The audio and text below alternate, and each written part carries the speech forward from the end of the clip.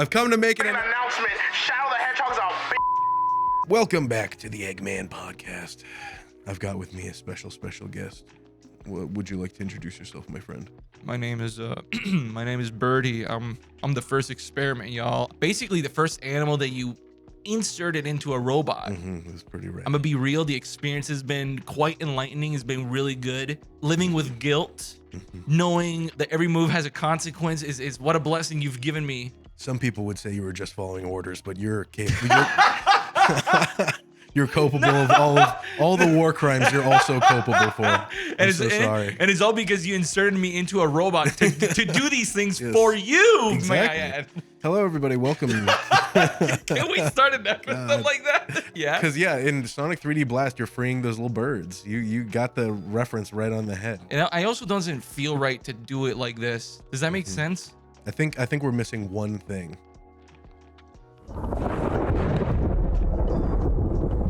No, this feels a little bit better. That's not how you use that kind of gun.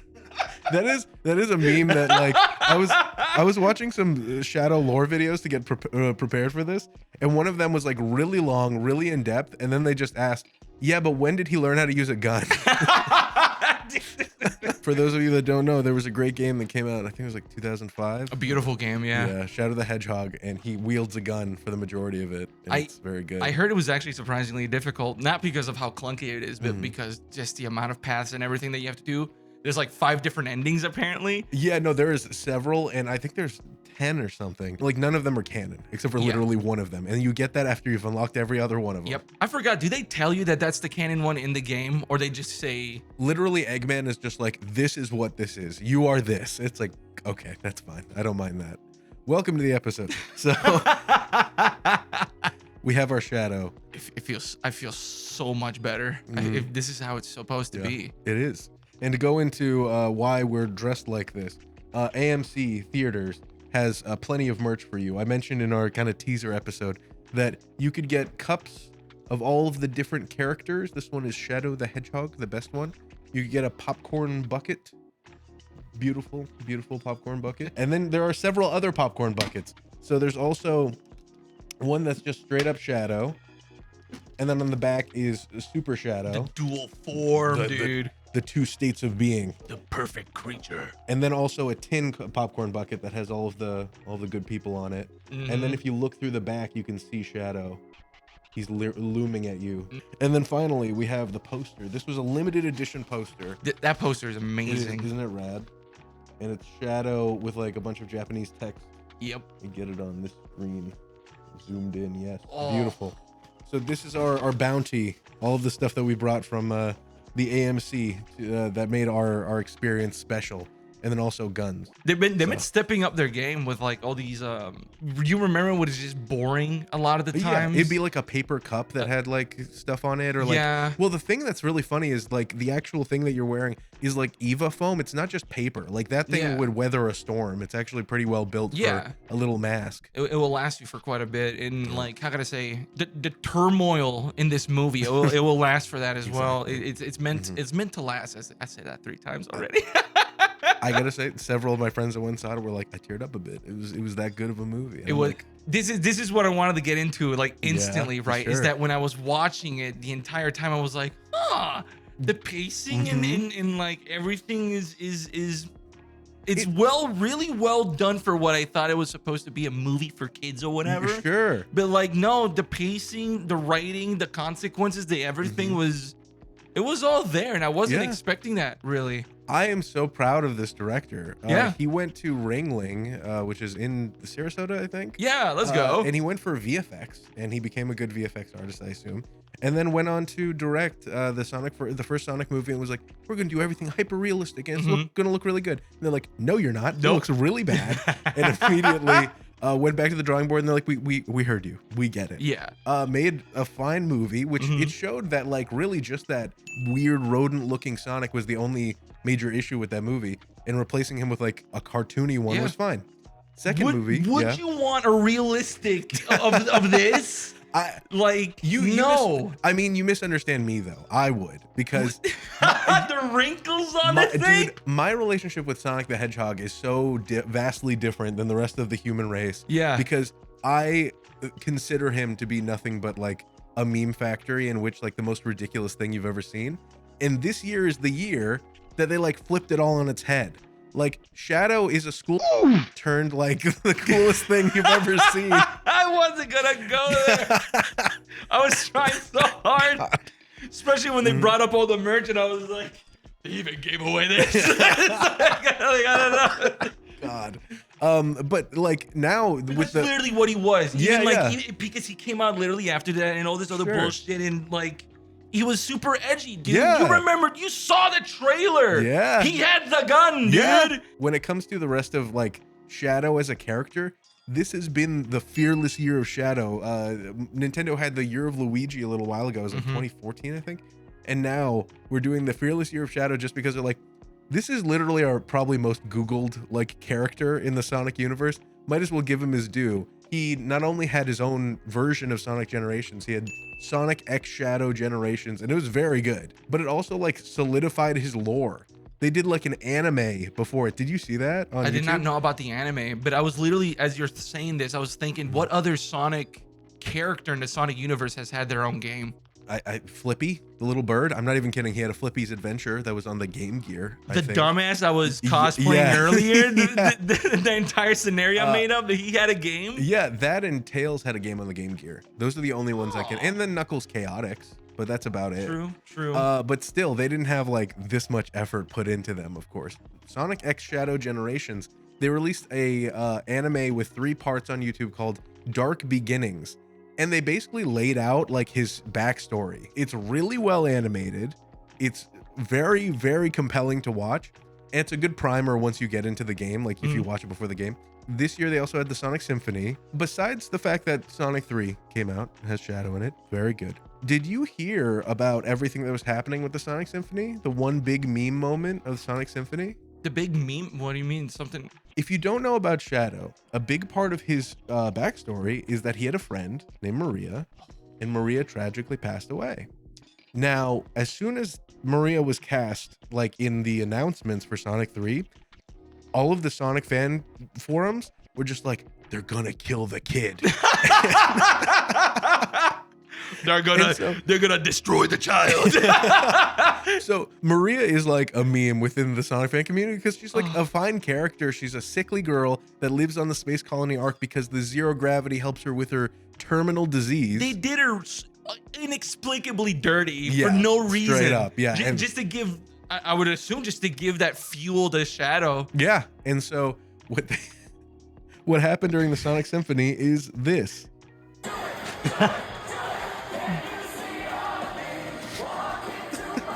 Did they do it? Yeah, of course.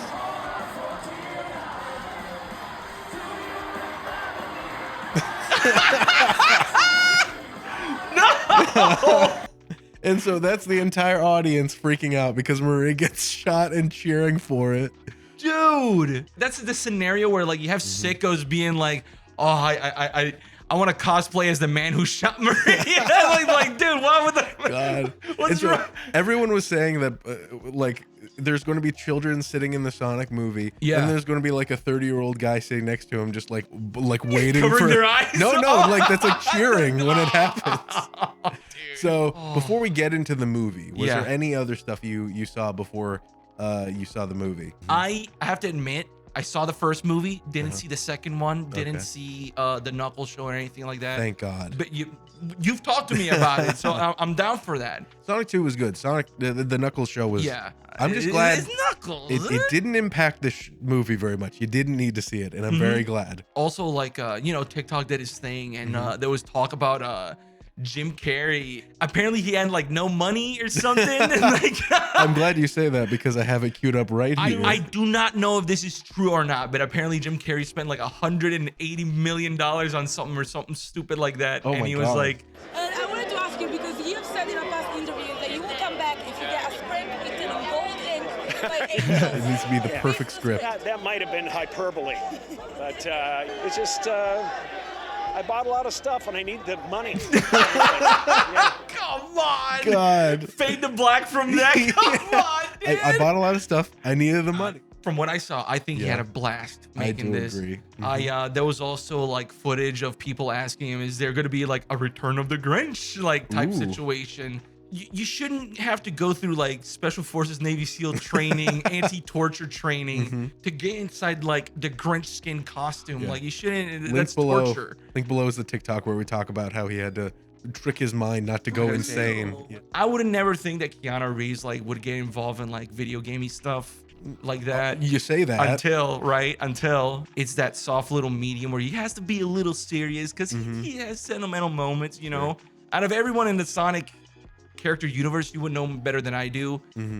He's got the darker story out of everything, you know. He so is I think the John Wick of the Sonic universe. Yeah. So having someone who's a bit more stoic, but still shows that I have a little bit of pain in me.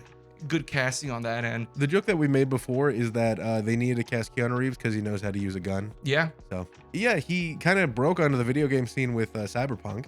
He also was in Secret Level. He's in the Armor Core episode. It's pretty good. There was an Armored Core. There's a Pac-Man. There's a Mega Man. A Mega Man one. Warhammer one that The Warhammer by one's the really good. actual with the actual guy from the Yeah, YouTube, yeah, I think, heard. right? Yeah, Okay. they did a Star Tease is the name of But this is Sonic. Sorry. Sure, yeah. Getting hyped about stuff. Go on.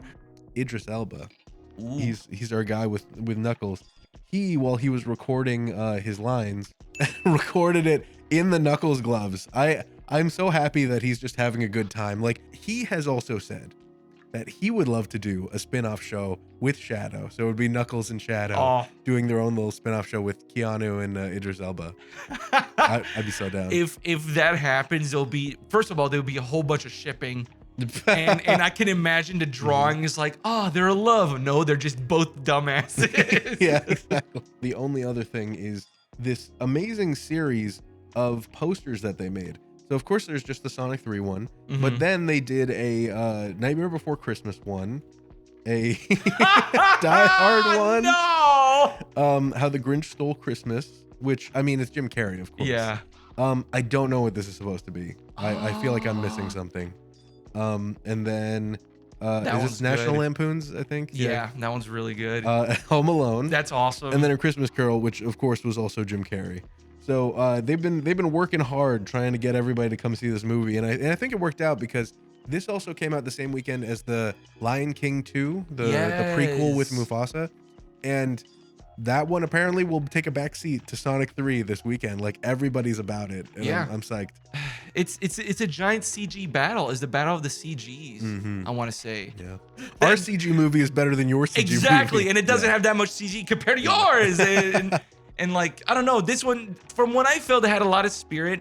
Personally, my movie going experience was awesome. Yeah. Usually, I hate kids. But I went to see it on Dolby. Ooh, and, nice. And like, it was full. It was packed. I had a family right next to me, and right directly beside me was this small little child, and super quiet, totally into the movie the entire time. And I was like, you know what? Maybe it ain't so bad. I saw it twice, and both times the rowdiest children I'd ever seen were in the theater. Yeah, no. And I didn't mind it at all. I was like, this is awesome, because they were having during the movie a grand old time. As soon as the music, like during the credits, kicked in, all of them got up and did the floss like the Manchurian Candidate, like something flicked on in their brain, and they were compelled to do it. Yeah, exactly. That's awesome. And it was great. I mean, I'm glad they had a good time. I think that this was the first Sonic movie. The other Sonic movies are fine. I think you could show them to kids and that they would enjoy them. And for adults, they would have a fine time watching them. Especially if you grew up with Sonic, you'd be like, oh, wow, this is fun. There's some stuff I've like remembered. Yeah. This is the first one where the storytelling was so strong that I feel like I could recommend this to anybody to be like, this was just a good movie. I think you would enjoy it. It's not, 10 out of 10, but a lot of the storytelling that they did with Shadow, every one of these movies has like a parallel between the villain and the hero. I mentioned it before that in the first one, it was Eggman and Sonic. Both of them were looking for friends. Oh, where am I going to find friends? And Robotnik has no friends. Sonic's making friends. Second one was about Knuckles and Robotnik and Sonic and Tails, which are both like two groups that are like becoming like a team. So teamwork is more or less the idea, and like being a hero and stuff like that. This one, straight up, like the storytelling between the two characters and their internal like struggles, genuinely compelling, genuinely good. And every time Shadow's on the screen, it's like electric. It's so, oh god, he barely talks. Like it's Keanu Reeves. He doesn't need to talk very much to convey what's going on inside of him. Yeah, I felt like I gotta say both of these. I have to say it's a little weird talking this deeply about CG characters. Like both of them have been through like similar things where, you know, obviously someone was lost. You got to see the both roads, and at the like ultimately these roads colliding, and then from there, what does it become? More into the spoilers. It wasn't totally 100% like, oh, let's go beat bad guy. Bad guy's done. Bad guy, don't do it again. It wasn't anything like that. There was like, again, it wasn't just swiper, no swiping. Yeah. Oh God, they said the words die. It was, you would think, again, like kids movie, I shouldn't be paying attention. I shouldn't be blah, blah, blah. But the loss of family. We should be happy with what we have right now and look at us now type thing. It's just so good because, like I said, Shadow the Hedgehog is the most nihilistic character ever. You play the Shadow game and he's just like, the whole point of that game is choices. And like they mentioned that in the movie where they say like, oh, it's all about the choices that you make. Exactly. And deliberately that game is about choices because there's 10 different endings. So it like loops in with like, you know, classic Shadow stuff. But for him, it's always the edgiest thing that you're like, oh, this is a kid that's like, I don't care about anything. We're just here to die. Oh, whatever. And like they handle it so much better than any other Shadow medium. And even Sonic X Shadow's Generations like has elements of that in it where like his backstory is so goofy. We'll go into it. And later on, we'll do like a semi-spoiler free just breakdown of all the like Shadow lore and stuff and how things are different from the movie. So we'll go into the movie, then we'll go into that stuff. But like it's so convoluted, and the Sonic X Shadows Generations game lays it out in a way that is understandable. This movie is like, let's take the stuff that's easy to understand and very simple, and that we can adapt in a way that you're not going to roll your eyes at how ridiculous it is. You put it in a really good way. Seriously, because like, again, like look at the designs of these things. You shouldn't be taking them this serious. There's a moment in Sonic Adventure 2 where they're doing stuff and then literally Shadow's like, I'll see you on the Space Colony Arc, and Eggman's like, what? And then he Googles it and he's like, oh, there's a floating space station, I'll go up there. And like if you're a regular person, you're like, oh, that's just the thing. That's the thing in the Sonic universe. So the fact that they like kind of worked around that in a way to do a lot of the same story beats and a lot of the same stuff with him, but in a way that is just, you don't need to go that far. You don't need to think about the Space Colony arc. It's the pacing and structure of this movie. It didn't feel like 3 hours. You know what I mean? Yeah. Well, do you know the length of this movie? Only 90 minutes. Incredible, right? It wasn't overly complicated and stupid. It was still fun, and we'll get to that scene. You know, which seemed like they could have made it really boring in this one scene, but no, because of the setting that they put it in and everything, it's what made it fun. That and the fact that like we've mentioned on this channel before, 90 pages is the exact like every writer is like, if I could just make a 90-page script, that'd be so good, because each page is 1 minute of screen time. So the fact that like I was seeing all online is like, Sonic 3 is only 90 minutes. I'm like, good. Yeah. Hopefully they can hit it in that amount of time. And I think they achieved it, that you can go with the child, if you are taking one to entertain them for the weekend, watch something that's not stupidly long that will lose their attention and is genuinely enjoyable to watch. This movie directed towards kids, but here we are 30 years old and like we're still like hyping it up. I still enjoyed it. Yeah. I consider myself kind of like,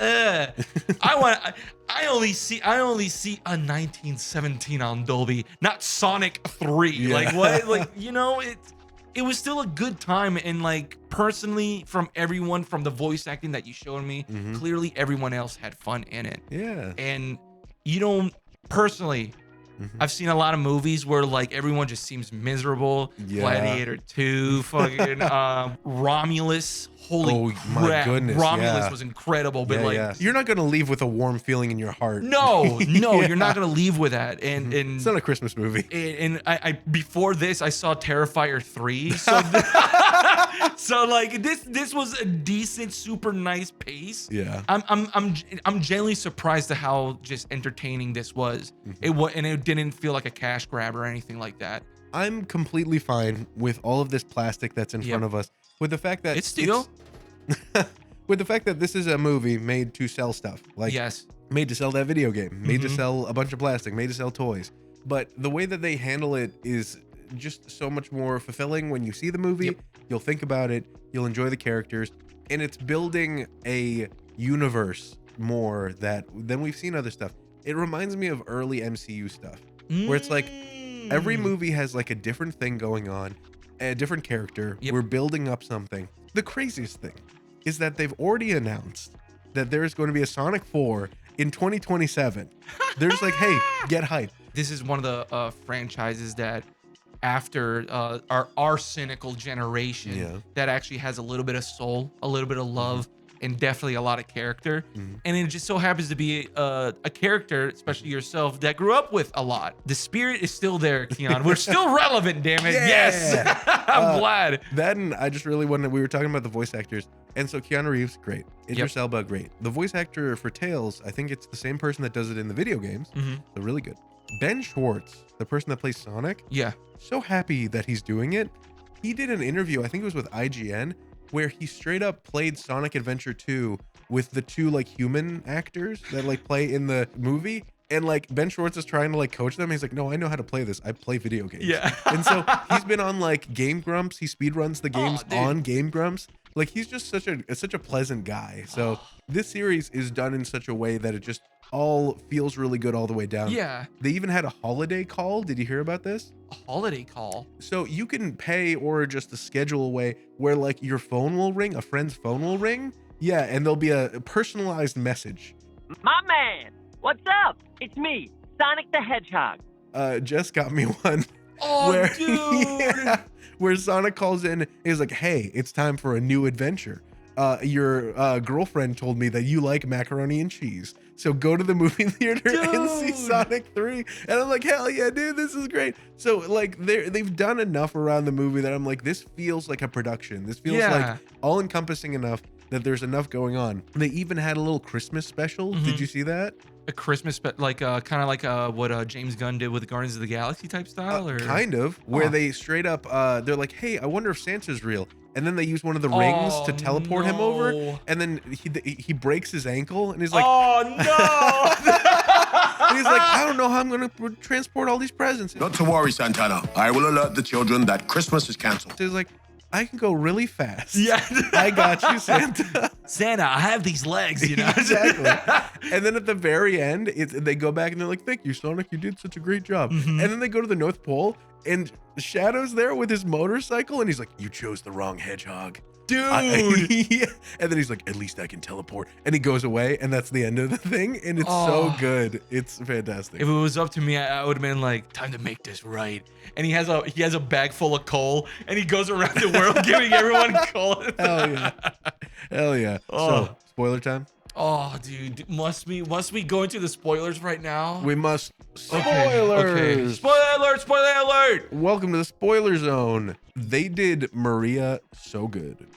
I can't believe how We're well going here. We're I mean, immediately. it was yeah. You know why we're going here? Why?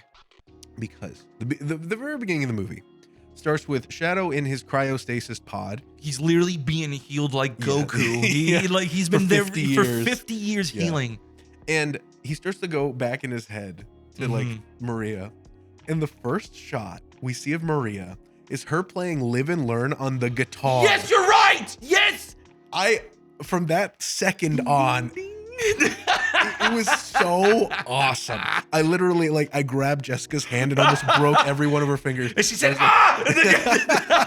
And it was so awesome because every fan is just like, okay, we know who that is. We know what's going on. But Live and Learn is exactly his motif in this movie. Crush 40 is butt rock, but it's so fun. It's great. Every time I hear the music, I'm like, this is what someone that has no shame listens to and rocks out. Yeah. And that's me. And so as soon as Live and Learn starts playing, like you think like, oh, this is a silly song, but genuinely it's called Live and Learn. Yeah. Like it's about learning a lesson. Exactly. So his entire arc is to get over the fact that like you don't need to be a nihilistic genocidal asshole. Yeah. You could just, you know, remember someone how they were, that they were good, and enjoy their memory, but also like live how they would want you to live. Yeah. I mean, the star is gone, but the light still shines through, you know. It's I know that it's like a I'm 14 and this is deep kind of Yeah. thing to say, but it's good. Like Yeah. that's good writing. It doesn't need to be like a Lord of the Rings 3-hour story structure to Yeah. learn that, hey, what we have now is what we should love type deal. Exactly. It's supposed to be simplified again for the younger audience. And you know what? Yeah, it is 14 and it's deep when you're 7 and you're looking at your character with watery eyes because they just went through something traumatic. And you have two bozos going like, he hasn't moved and like there ain't nothing gonna happen. And then Oh, so good. Which, fun fact. So the guy that's sitting there, like behind the keyboard, that's like, he's never like moved. Yeah. Also, I ate all the Bavarian cream donuts that's or right, whatever. yeah. That guy was in Lonely Island.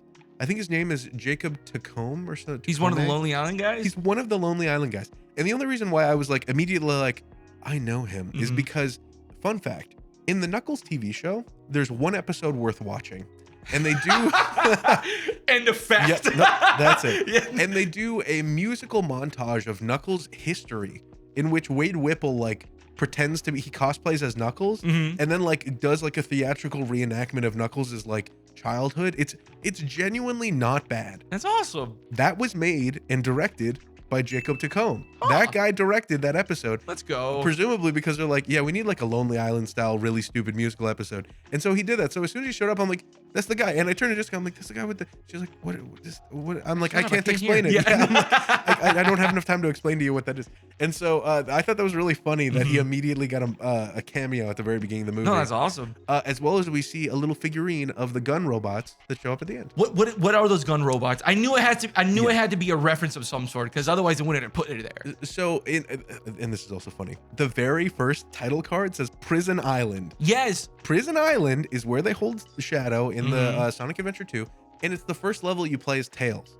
And so you go to Prison Island because there's something going on, also where Robotnik starts his stuff. I don't think the level's called Prison Island. And you go into the gun headquarters and you infiltrate and see what's going on. And so that's where the robots are. They're just the most generic gun robot that's in Sonic Adventure 2. So as soon as it comes up, I'm just like, oh, that's a cute little nod. Jessica thought it was E102 Gamma, which is like that robot character that Shadow is friends with. Oh, in, like, yeah. Sonic Heroes. But it wasn't. I hope that happens. That would be cool. They have made it so that the sky's the limit at this point. But they just start with that, and then he is waking up, and he is just, we see the very beginning of his arc, which is the entire point is that he had a friend named Maria. He loved them. He can't stop thinking about them. Whose fault was it? It was gun. It was man. It was gun, dang it. It was a gun, yes. It was the gun. Cut to the man. Yeah. And the funny thing is that I was expecting there to be a moment that like all the nerds in the crowd would be like, yeah, they killed Maria. Oh my God. But the way they handle it was so tasteful that there wasn't any. And the funny thing is, since that game, since Shadow, since the Shadow the Hedgehog game, since Sonic Adventure 2, I don't think they've recently shown a guy with a gun aim at Maria and then cut to her, like, getting shot. Now it's just somebody pointing and then we see that Maria is dead later. And I think that's fine for children. Like, it works out. So at the very beginning, we see that he is, upset about Maria. Yeah. And then we get some of the actual fight animation from the games. Yes. Yeah. Yes. So that's where the trailer comes in, right? Sure. So the trailer released a little bit of that fighting sequence, and everyone noticed that's the iconic kick. Yes. That's the kick. The intro to the Shadow the Hedgehog game, I got my GameCube working, I think it was 3 years ago, in the studio when we were at a different studio. And as soon as I got it working, I grabbed Alan by the scruff of his neck and was just like, you will watch this with me. And we watched the intro to the Shadow the Hedgehog game, and I was like smiling ear to ear. I think like my heart grew 3 sizes that day, because the intro is probably like the best Sonic like music video you'd ever seen, and it's just about him being like a total bastard, killing people and beating them up. And several of those like moments are in the actual movie. This was literally the same thing. Like I don't have as much history in that, but like from what you're describing, it must have been the same feel, because like his heart beats, boom, boom. Everyone's like tweaking out.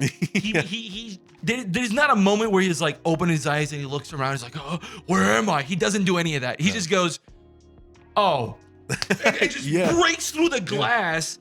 People, these dumbasses come in. They walk in, surround him. They truly brought back the I'm just a dumb goon. Yeah. I feel like movies such as like, and this is all Christopher Nolan's fault. Dang it. Yeah. His goons are always a little too good. Yeah. I feel, but these were just generic dumbasses for our main characters that just use and just like boom, blam, blam, showcase how cool our characters are. Exactly. And so he defeats all of them. There was a really cool part where like the guy goes like, we need more guys. Those were all the guys. I love how they're just like, this is the cool, like the movie tells you, they're like from the outset, they're like, this is the coolest guy. Yeah. Because he blows through the door, like he hits a hole in the prison island and then drops down in the water and starts ice skating on the water. And it's so rad. It looks so good. And then smash cut to Sonic. They're just like, hey, that's it. He's off. Amazing aura moments. Exactly how you did describe it. The way he would like, he does like a cool S on the water and everything just with him. Yeah.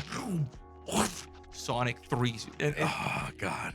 Great intro. Seriously, amazing intro. I don't know about like again about the history. I thought Prison Island was a funny name. It's like, the Prison Island. Every stupid thing in the movie is probably attributed to the fact that it came directly from the Sonic games. Yeah. Then we just cut to Sonic and the crew. Yep. And they're having a Be-Earth Day. Be-Earth Day. Be-Arthur Day. Day. Very cute. Which I wouldn't say is a reference, but that's also the beginning of the Sonic Generations game. Is they're having a birthday for Sonic. All of his friends are there. And they got sucked up into a wormhole and have to go through Sonic Adventure. And it's called Be-Earth Day because it's not Sonic's birthday. Clearly, it was the day that he showed up first on Earth. So that's why it was called Be-Earth Day. Also, there are a couple references. So once he drops in, they're like, "Hey, we're gonna do a little race," and he's like, "Okay, cool, let's do a race." So it was Tails. He goes down first, about to get ready. And then Knuckles, his two big knuckles hit, boom, boom. You see his face. I'm going to win this race or whatever. And then you see Flippers. And I genuinely thought it's like Sonic is nerfing himself to race these guys, dude. Are you serious? It's also funny because Sonic can't swim. Yes, so that's why he had the floaty. Yeah, exactly. He had the floaty right there, just chilling. He's like, "What? We're racing?" So and he's like, "Nah." Removes all that, and then they're about to go out. Yeah. So two references that happen is that once he like completes it, even though they quote unquote beat him, but they were holograms, they're doing the idle animation of them like kicking their foot. So I love that. That was just like a quick little cameo for the original game. And then also when he's just like, wait, they're fake? So I won? It plays the level end song from Sonic Adventure 2. It's like, I didn't even notice that. I didn't even notice that. That's awesome. Yeah. One thing that I did notice is that when he hit the goal, he spun it. Oh, yeah. Yes. I forgot about that. He did that. That was awesome. As well as they played 99 Red Balloons, which is like a good song, but 99 who's red Sonic and like I thought it was a nice, decent sequence. That's another good intro that honestly you could have started the movie with that. Sure, yeah. But starting with Shadow, I think really truly set the mood. And then so he has his Be-Earth Day. And they go back to his little hole. You forgot he violates his friends by going through them with his fingers. You guys are holograms. Smacks his nose. So when they finally get back, they find this little hole, his little house from before. And I think that was a great way to bring it all full circle. But also, I mean, we'll skip ahead a tiny bit just to go over the fact that he lived in a hole in the ground for the beginning of his life. True. So did Shadow in the base. So they basically both had a little place. And that's why when Sonic finally, like, they go to the little base, he says, like, this place could use some beanbags and stuff. It's like he says beanbags in comics. Yeah, exactly. So it's a direct parallel. In writing, you can have a character who's also called someone's Shadow. Shadow's literally named after a I was about to lose it. Yeah. I gained chaos control. It's okay. But Shadow is literally named after a writing device where you have a character who is supposed to be the antithesis to the main character, and not in a way that they do the opposite of what the main character does. It's just the way that they are kind of showing the dark side of a character that they don't realize. The again, just similar road but different paths. Exactly. Type thing. Yeah. And they even say it, which once they get into the hole and he starts talking to Tom, I was like, oh my God, this is.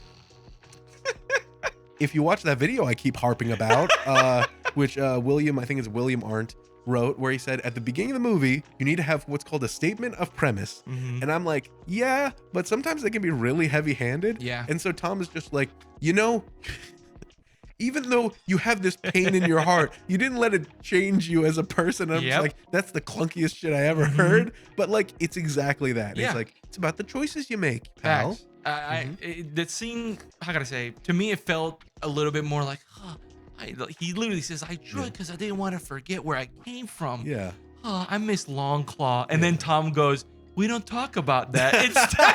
Instead, let's talk about what's in here. Yeah. My lungs? No, your heart, dumbass. Idiot. Idiot. Oh God. And yeah, the it's good. kid pogged off when that happened. She just started laughing uncontrollably for some reason. There were kids everywhere in the theaters for this. There's got to be something to be said about going to a movie and like, there's always that feeling of like, oh, this is like some popcorn muncher over there that's like laughing at everything and they're being annoying. But like, you go to see a movie like this, and like, if a kid's laughing at every dumb thing that happens, it's like, it's fun. You're it's supposed enjoyable. to get lost in the moment, asshole. Just enjoy it. Yeah, that's when you should look at yourself. Seriously, look at yourself. Like, someone laughed. You just didn't get the joke, idiot. Yeah. Or you're too full of yourself. Just too full of yourself. Yeah, no, it was a legit funny moment, and Sonic does what Sonic does. He's gonna be quippy, dang it. You get a sharp exhale. Exactly. That's enough. You know, they lay it on real thick where he's like, I don't know what I would do without you, Tom. Nothing better fucking happened to you, Tom. Yes. And then so he's just like, nothing will happen to me, Tom. Happen to me, Sonic. We're family. But then he's just like, I would be a completely different hedgehog. Cut to Shadow walking in the rain to Lincoln Park or whatever. He gets shoulder bumped by people. God, it's so funny though how well he embodies like mid 2000s like level cringe. Yes. It's so good, but like played completely straight and like really well done. Really well done. And this is what I wanted to talk about earlier when you were talking about. It was like, oh yeah, it was well done. It was still edgy, but well done. They could have made him so whiny. Oh yeah. He could have been like, Maria, where are you? The entire time, or constantly just being obnoxiously out openly edgy. But no, he was very like inclusive into himself. He wasn't revealing too much. I'm gonna play for y'all the original canonical things that Shadow said during the Shadow the Hedgehog game. And it is cringe. Oh no. And so they took that and made it good. Yeah. And so he's just straight up like minding his own business. Just walking around the streets. Yeah, and then just hit the city up. Gun shows up to, what was it, Shibuya Crossing or whatever? Yes. Like the iconic place in Japan. And he's just like, just leave me alone. Yeah. And then causes a scene. And then so like the Sonic team, they're having a good time, which by the way, that did feel like a nod to Sonic Heroes because literally your group is called Sonic Team. Sonic, Tails, Knuckles. And so I was like, who gave them the Sonic team name in this movie though? I think it was meant to be Gun. They're just like, or whatever, Commander Walters. I would like to think that the president gave them the name. Canonically in the Sonic games, the president has a picture of Sonic and Shadow on his desk. And I think they do a thing. I think Commander Walters has a picture of Sonic on his desk. We'll get to it in a second, but literally his dying wish is for Sonic. Stop! For Sonic to have get there. the most valuable thing he owns. It's so funny. We're gonna get there, bro. So We're gonna awesome. get there. But anyway, so he's at Shibuya Crossing. He starts beating up people, and they're like, "Hey, Sonic, we need you immediately." And Sonic's like, "I literally just started eating marshmallows. Leave me alone." Gun shows up. They're starting to attack Shadow. Shadow does the cool fight scene again. Starts annihilating them. Yeah. From what I remember, there was a funny scene where like they're all being like Sonic and his family being like, I love you guys, and like the dog says, you stole my family. He's the real Shadow. So he really is, dude. I think he's coming back. I think there's something about that dog. Either way, the giant helicopter shows up. I wasn't aware of the whole like who Gunn was as an entity in the Sonic universe. See Sonic 2. I have not. Okay, yeah. So it just said G on it, and I was like, oh, that must mean government. So and they come. I forgot her name. Commander Rockwell, something. Yes, Rockwell, yeah. somewhere along that time, and she just goes, aliens. Who you calling an alien? I guess we are. Yeah, we are from a different planet. Yep. That's fair. They're in Tokyo, and we need Sonic Team to come and get them. Knuckles is like, what do you mean Sonic Team? Team? It should be Knuckles Team. Exactly. Yeah, Whatever. I have the biggest muscles. I have the biggest. Even my teeth have muscles. Shut up. God, so good. He's just mogging on him. Yeah. Dude, the entire time they get on the thing, which I love that Tails immediately starts flying it. Yeah. He's like, I'll take that. I like the thing that he goes like, get the fuck, and then he just grabs the helmet from the commanding officer. He's like, "Don't- you don't know what you're doing here. Yeah. Get You're out out of of here. your depth.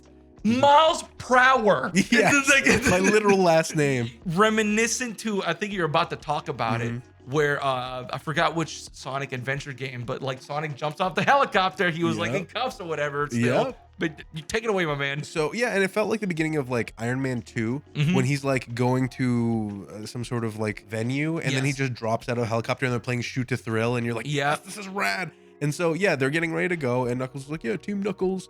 And then literally, I love it. Ben Schwartz, Sonic, turns to and he didn't need to say anything. They could have jumped out, but he's like, "No, movies or food. We'll talk about a cheap flight. I'm out of here."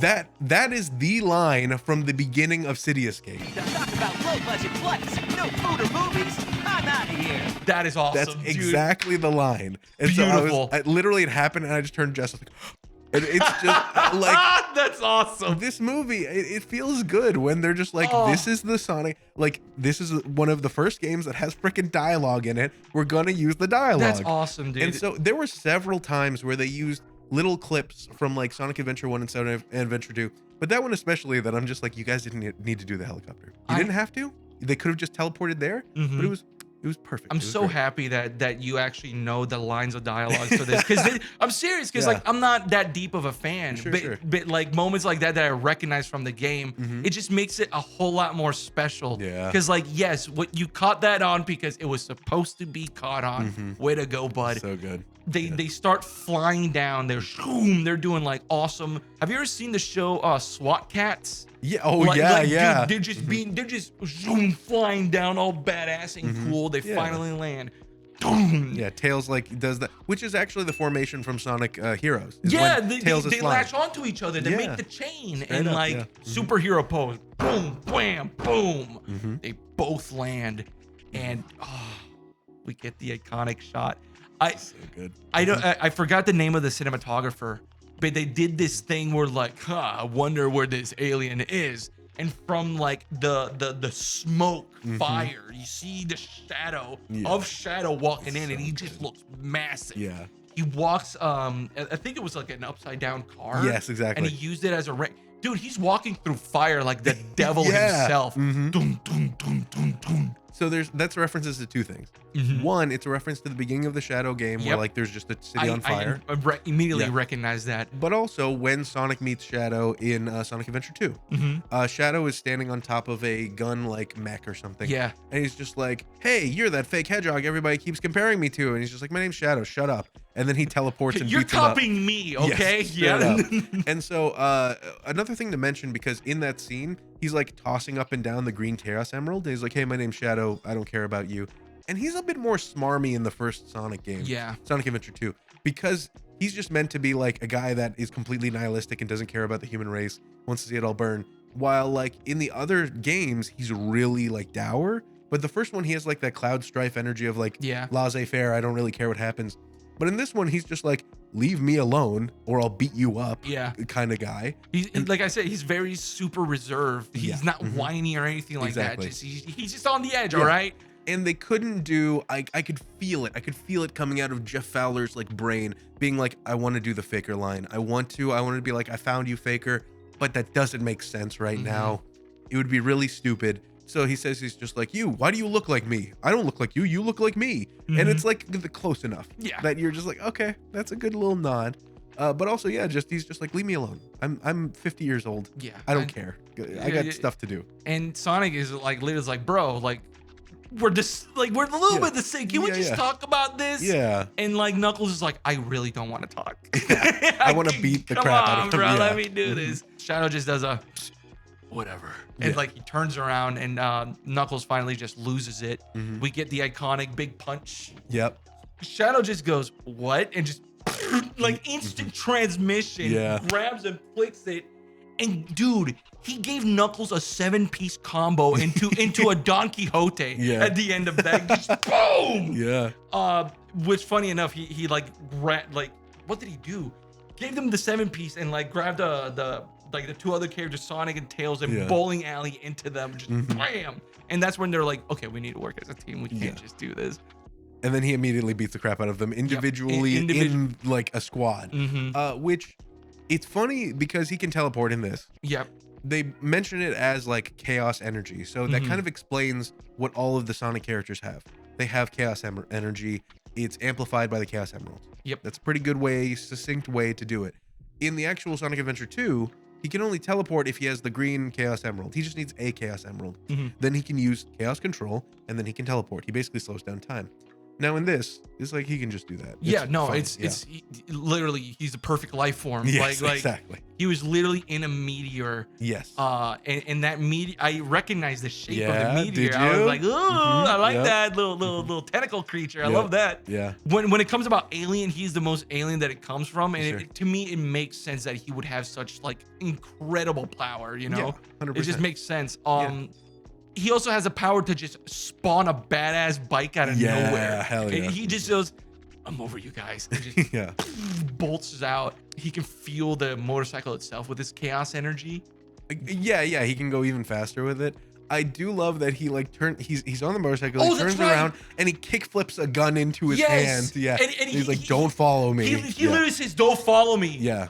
Oh, I'm warning you. God. He had a gun in his hand when he said that Seriously. line. And he bolts out, and Sonic goes, I'm faster than a bullet. Yeah. Jerk. I don't care. Starts idiot. chasing them. Yeah. And Tails is like, we're a team. Don't What do are you? this. Yeah. He's gone. God dang it. Yep. He's gone. I really like the chase scene, dude. All that stuff was so much fun. Every single time Sonic and Shadow are on screen, it is like visual candy. It's so funny to me how much like all of these movies are turning into Dragon Ball Z, like in CGI. But I love that. Great. Yeah, it's so, dude, this is what it was supposed to be all about. It's supposed to be like, and then Shadow goes, and then Sonic comes in, he says, nah, like it's supposed to be like that, dude. It's supposed to be a fun, good time. And they do it so perfectly in this. Seriously, I was having, it was such a funny time where like with this motorcycle just out showing off Sonic, and like he's literally colliding with his tires, and he just, and it's a John Wick scene in like super fast motion. It really is. It's really good. And so we have basically like a Spider-Man Into the Spider-Verse scene where he's like clipping through cars, like jumping through windows and stuff. And then we finally get to, I think that's like the Fuji TV Tower. I thought it was Tokyo Tower or something. I don't know. Yeah, Tokyo Tower. And they do it. They do it so badass, dude. They do a big punch, and then Shadow, Akira slides up the tower. Like a ramp. It's goes into the stratosphere with that. It's so hype. It's exactly, look at those goosebumps. Dude, like for real. It's meant to be the coolest thing you've ever seen. This guy is just at the top of his game. He's incredibly like driven. He knows what he needs to do. He's the John Wick, and his dog died, and he's trying to like avenge it, and that's it. Ever since Akira, that has been done so many times, even and most recently with Nope. Which was really interesting. Seriously, that they did that, and here it comes again. It doesn't get old, dude. It doesn't get old, especially when you evolve it, where it's like. And into the sky, and then uses it as a platform to jump back down and beat the crap out of Sonic and cause a EMP blast that knocks out Tokyo. Can we talk about the disrespect towards Maddie? I mean, she literally said no cataclysmic events, please. I mean, can't have a movie without a couple cataclysmic events. So then he's tied up. He gets the handcuff. He gets on him. handcuffed. And then Tails is like, you stupid idiot. We should be friends. We're teams. Smacks him in the back of the head. But don't worry, I know where we need to go. And then we finally get a nod to the Chao Garden in Sonic Media. Was that so hard? God. This is the scene that I was talking about where Yeah. like they could have made exposition super boring, Yeah. super whatever. Mhm. But no, they go into the Chao Garden. It almost felt like a commercial how it starts. They're like, Yeah. and like everyone's having fun. You see people having like their big cakes and everything. Yeah. It's like top 5 in like places Yeah. to visit in Tokyo or something like that. It's funny because and Tokyo, we fit in here. yeah, Tokyo has so many like pop-ups that are just like really crazily themed. So in universe, it makes sense. Yep. Now we all know that the Chows are the best part of Sonic Adventure 2. Absolutely. They worked in their own little Neopets into Sonic Adventure 2, and apparently they can't do it again. They can't have their own Chao Garden in any other game because there is some sort of like patent or something on that idea now. That's what I've heard. If they made it into a phone app, I would play it every day. Yeah. Are you kidding me? And so they had like so many different Chao like characters represented. Each different colored Chao is like they have a bunch of different stats that are upgraded and stuff like that. You're supposed to race And them. so, yeah, exactly. You have them like fight each other and stuff, and it's so cute and fun. Very good. You get to customize your own ones depending on which characters they hang out with. I would love to be like a kid being like, ha, like I'm here. Yeah. Why is there a 5-star general? He literally sits Exactly. down and is like, Sonic, we're in dire times. he grabs his Chao smoothie.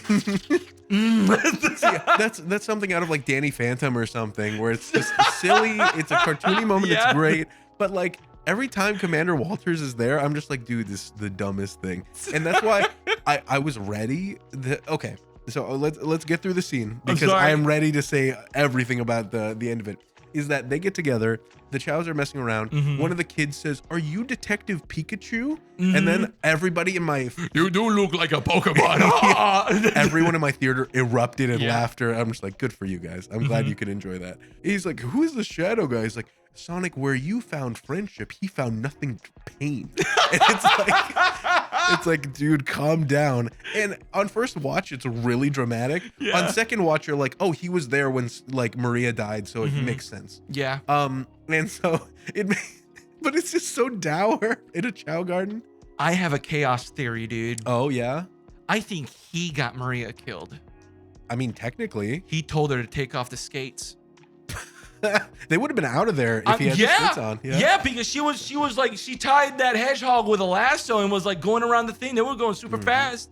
And I think he did it, dude. I think it was him. This is one of them game theories. There could be an entire episode about it. So literally just because of that, Eggbots show up and they shoot up the fucking Chao Garden. Yeah.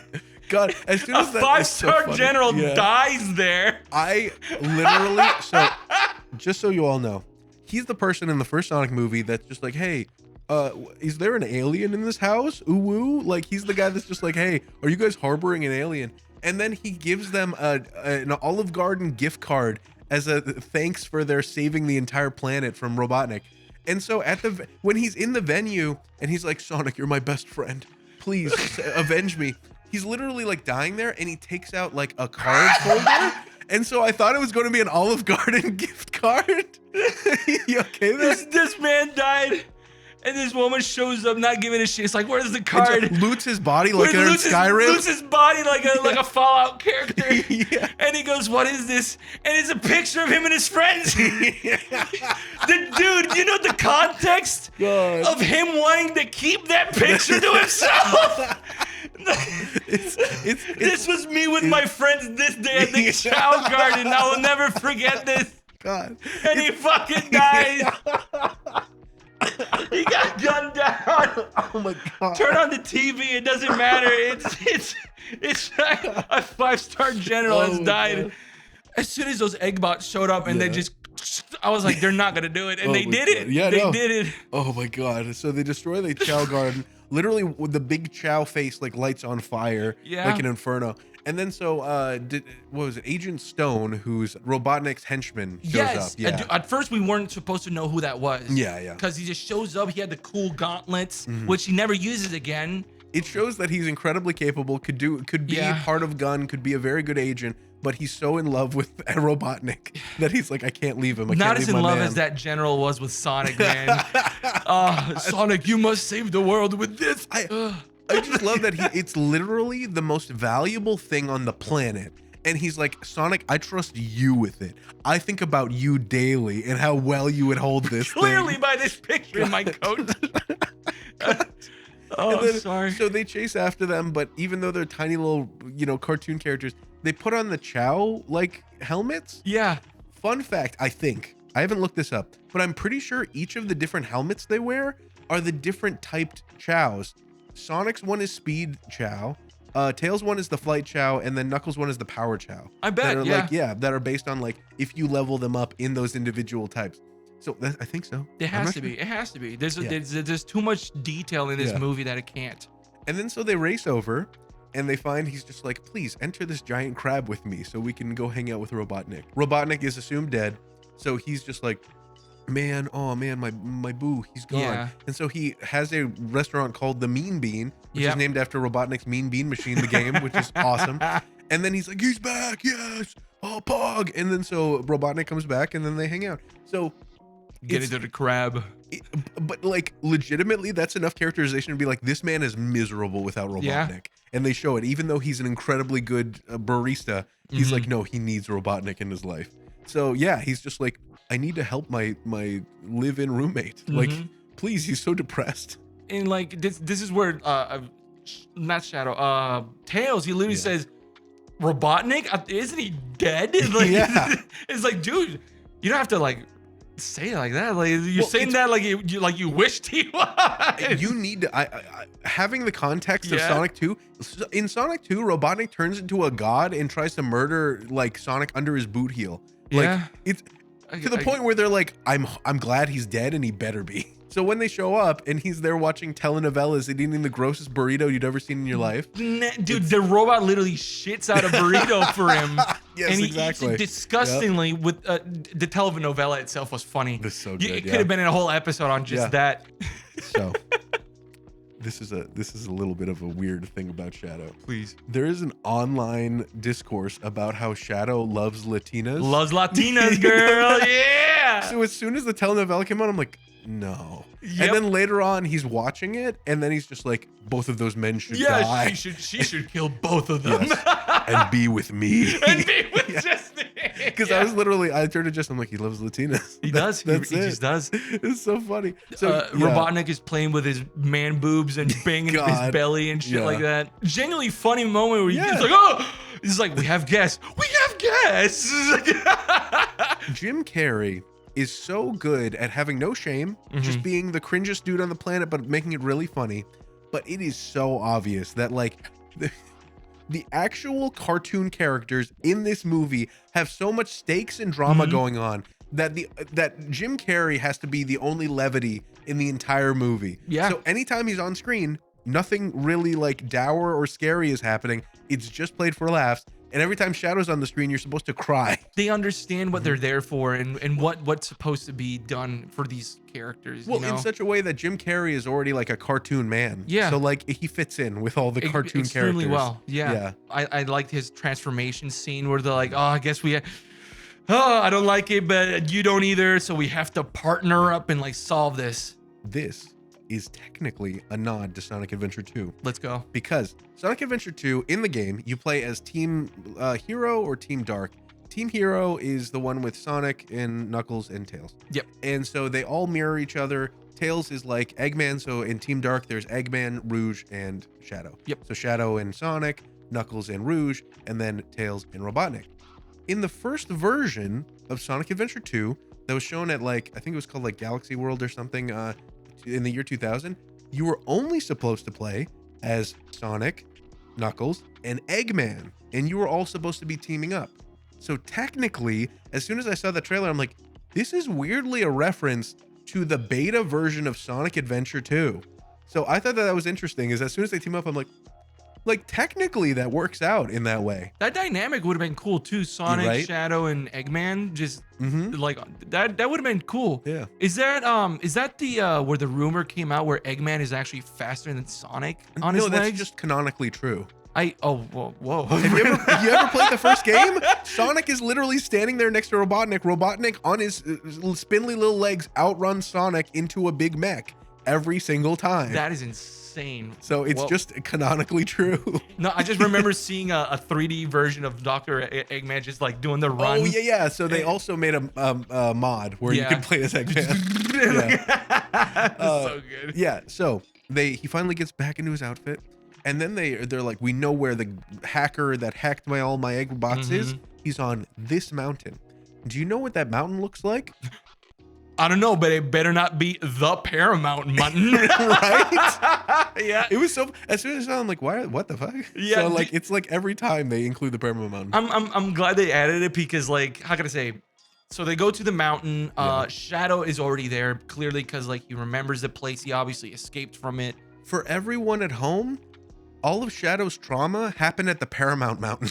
That was the paramount of his troubles. That's good. Because like no, he shows up there. We see the cryogenic chamber that he was locked in. Yeah. And finally, the shadowy figure shows himself. It's almost like a reunion, a family. Yeah. Seriously, it's a bit of a reunion. He goes like, "Oh, finally, you're here." Quickly before we get to Yeah, that moment. sorry. There's two huge references that happen. One's not a reference. Stone is talking to Tails. They pair up in different corridors, and Stone is talking to Tails. He's like, "What's it like being Sonic's assistant?" And he's like, "We're friends." And he's like, "You're what now? What's a friend?" He's like, "Yeah, no, Robotnik and I are friends." Yeah, which is like a cute little moment Yeah, of we're, like, we're friends. Even though he was asking, he's like, "So what's your routine to like take care of your friend Yeah. and shit like that?" what's your work-life balance Exactly. like? Yeah, are you hiring? Yeah.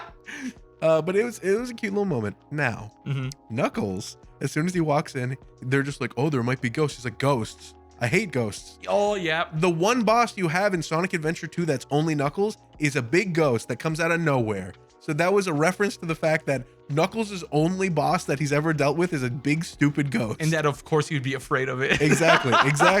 So like as it's happening, I'm just like, wow, what a decent reference to just throw in there for one They scene. were watching Casper and he got scared and he smashed his friend's hands. Yeah. Broke every bone in their fingers. It's just like, I hate ghosts. There's no such thing as a friendly ghost. So the Sonic team, this is the Sonic team. They split up. They go. They get picked off one by one by Shadow. Exactly, dude. Bro, so I don't know if you've noticed, but when Shadow takes out, I think it was Eggman and Sonic, he does the alien thing.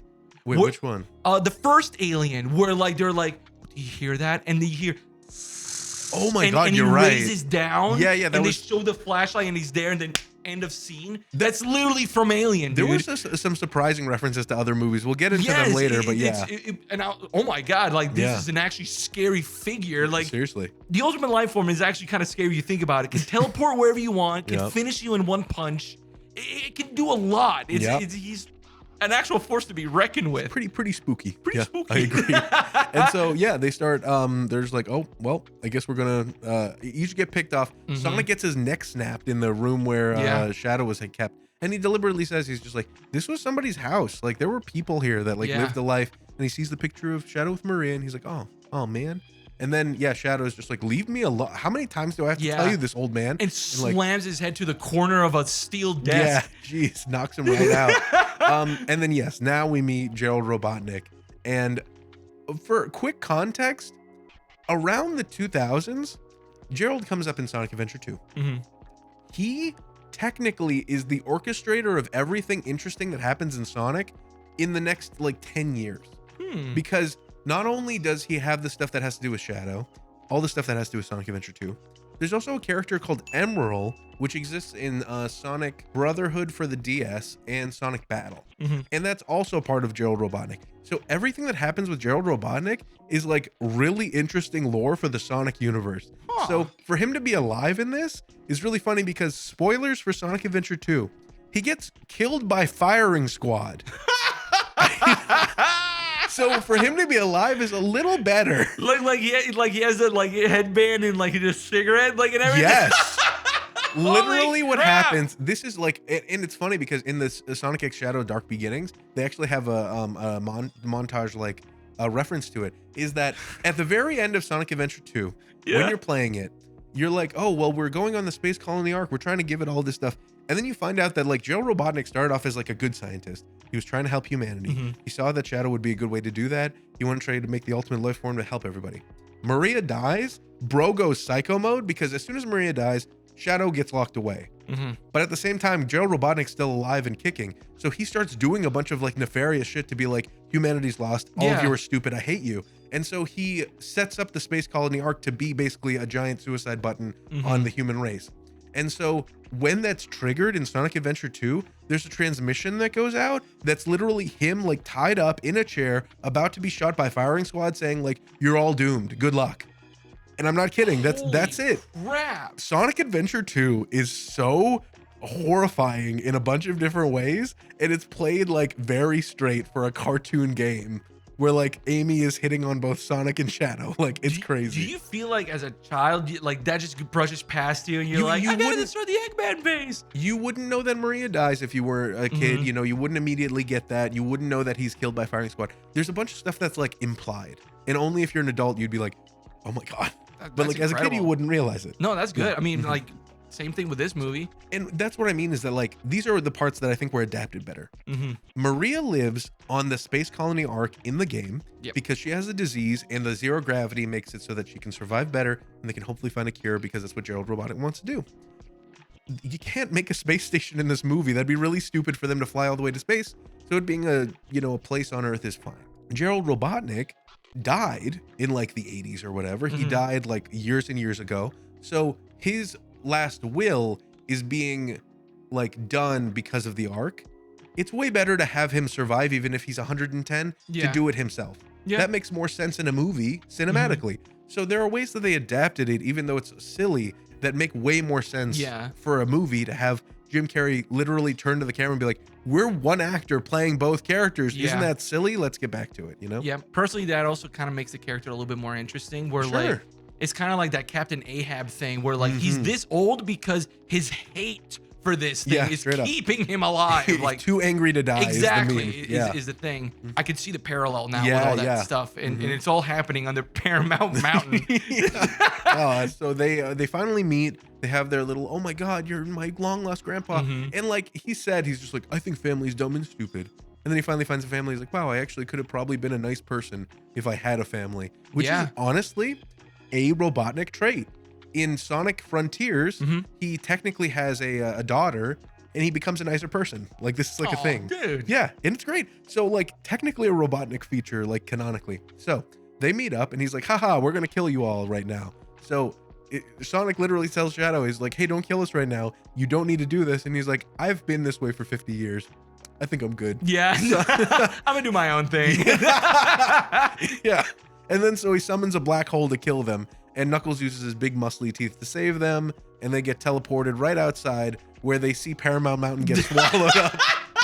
That was dude, that was legit funny. They unleashed the black hole. Yeah. Which I think that was like a marble from That's also technically a reference to Sonic Adventure 2, where there are these black holes that like in Mario Galaxy like hover around them.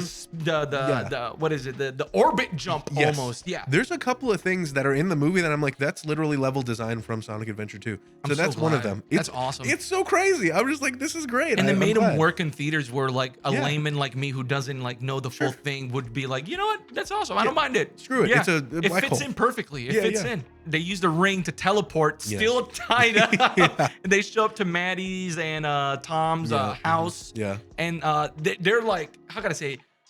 Are they like millionaires that they're just hobbyists now? They're like, they live in a remote place where they do whatever they want. Doesn't matter.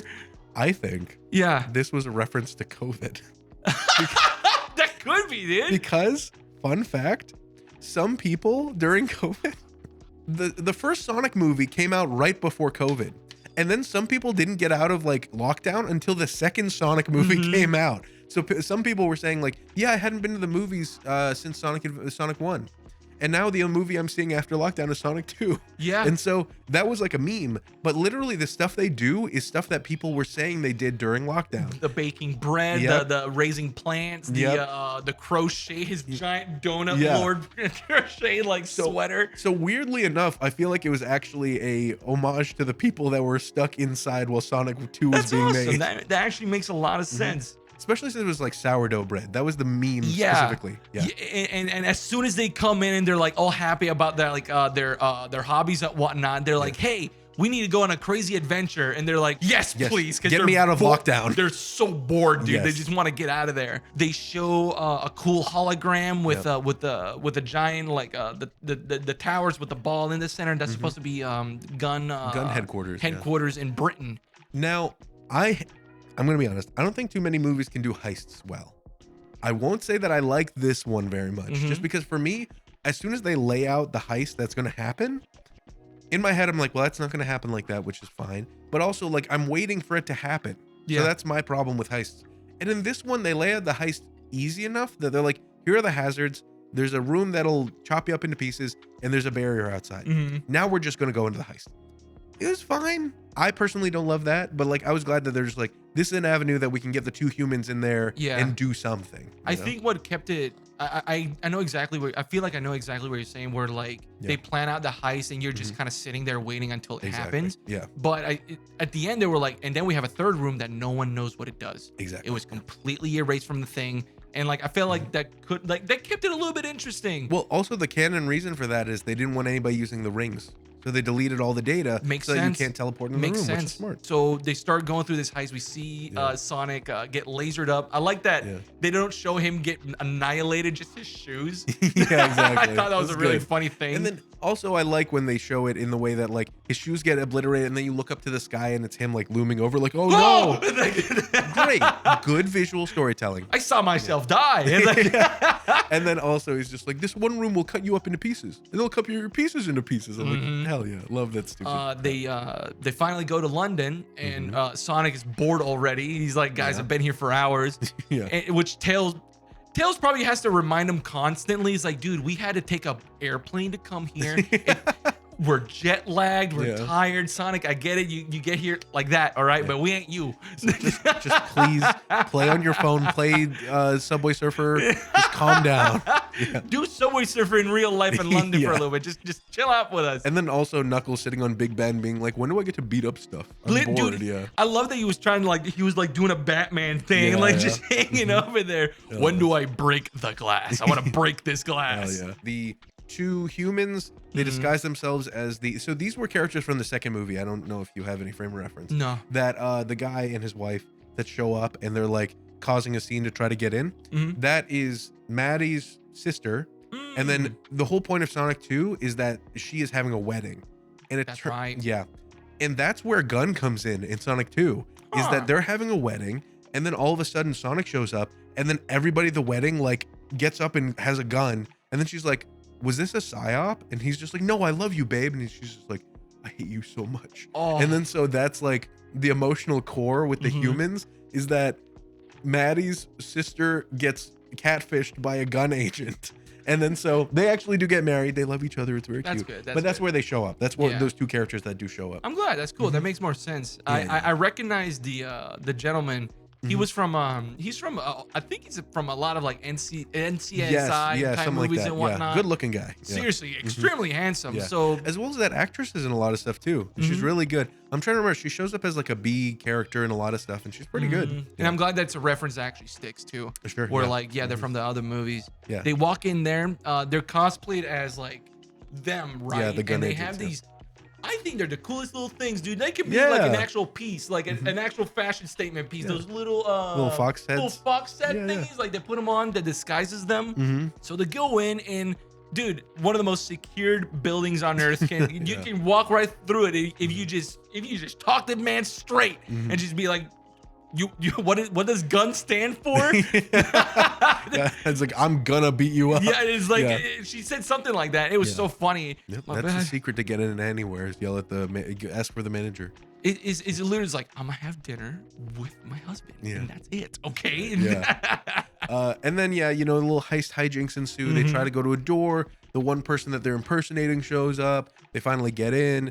And then their facial things start to like go all crazy. They look like phone app things for a second. And it's they have to lampshade it every time. They're like, why don't we just get Tom Cruise to do that? It's like, I know you're doing a Mission Impossible. It's okay. Yeah, we get it.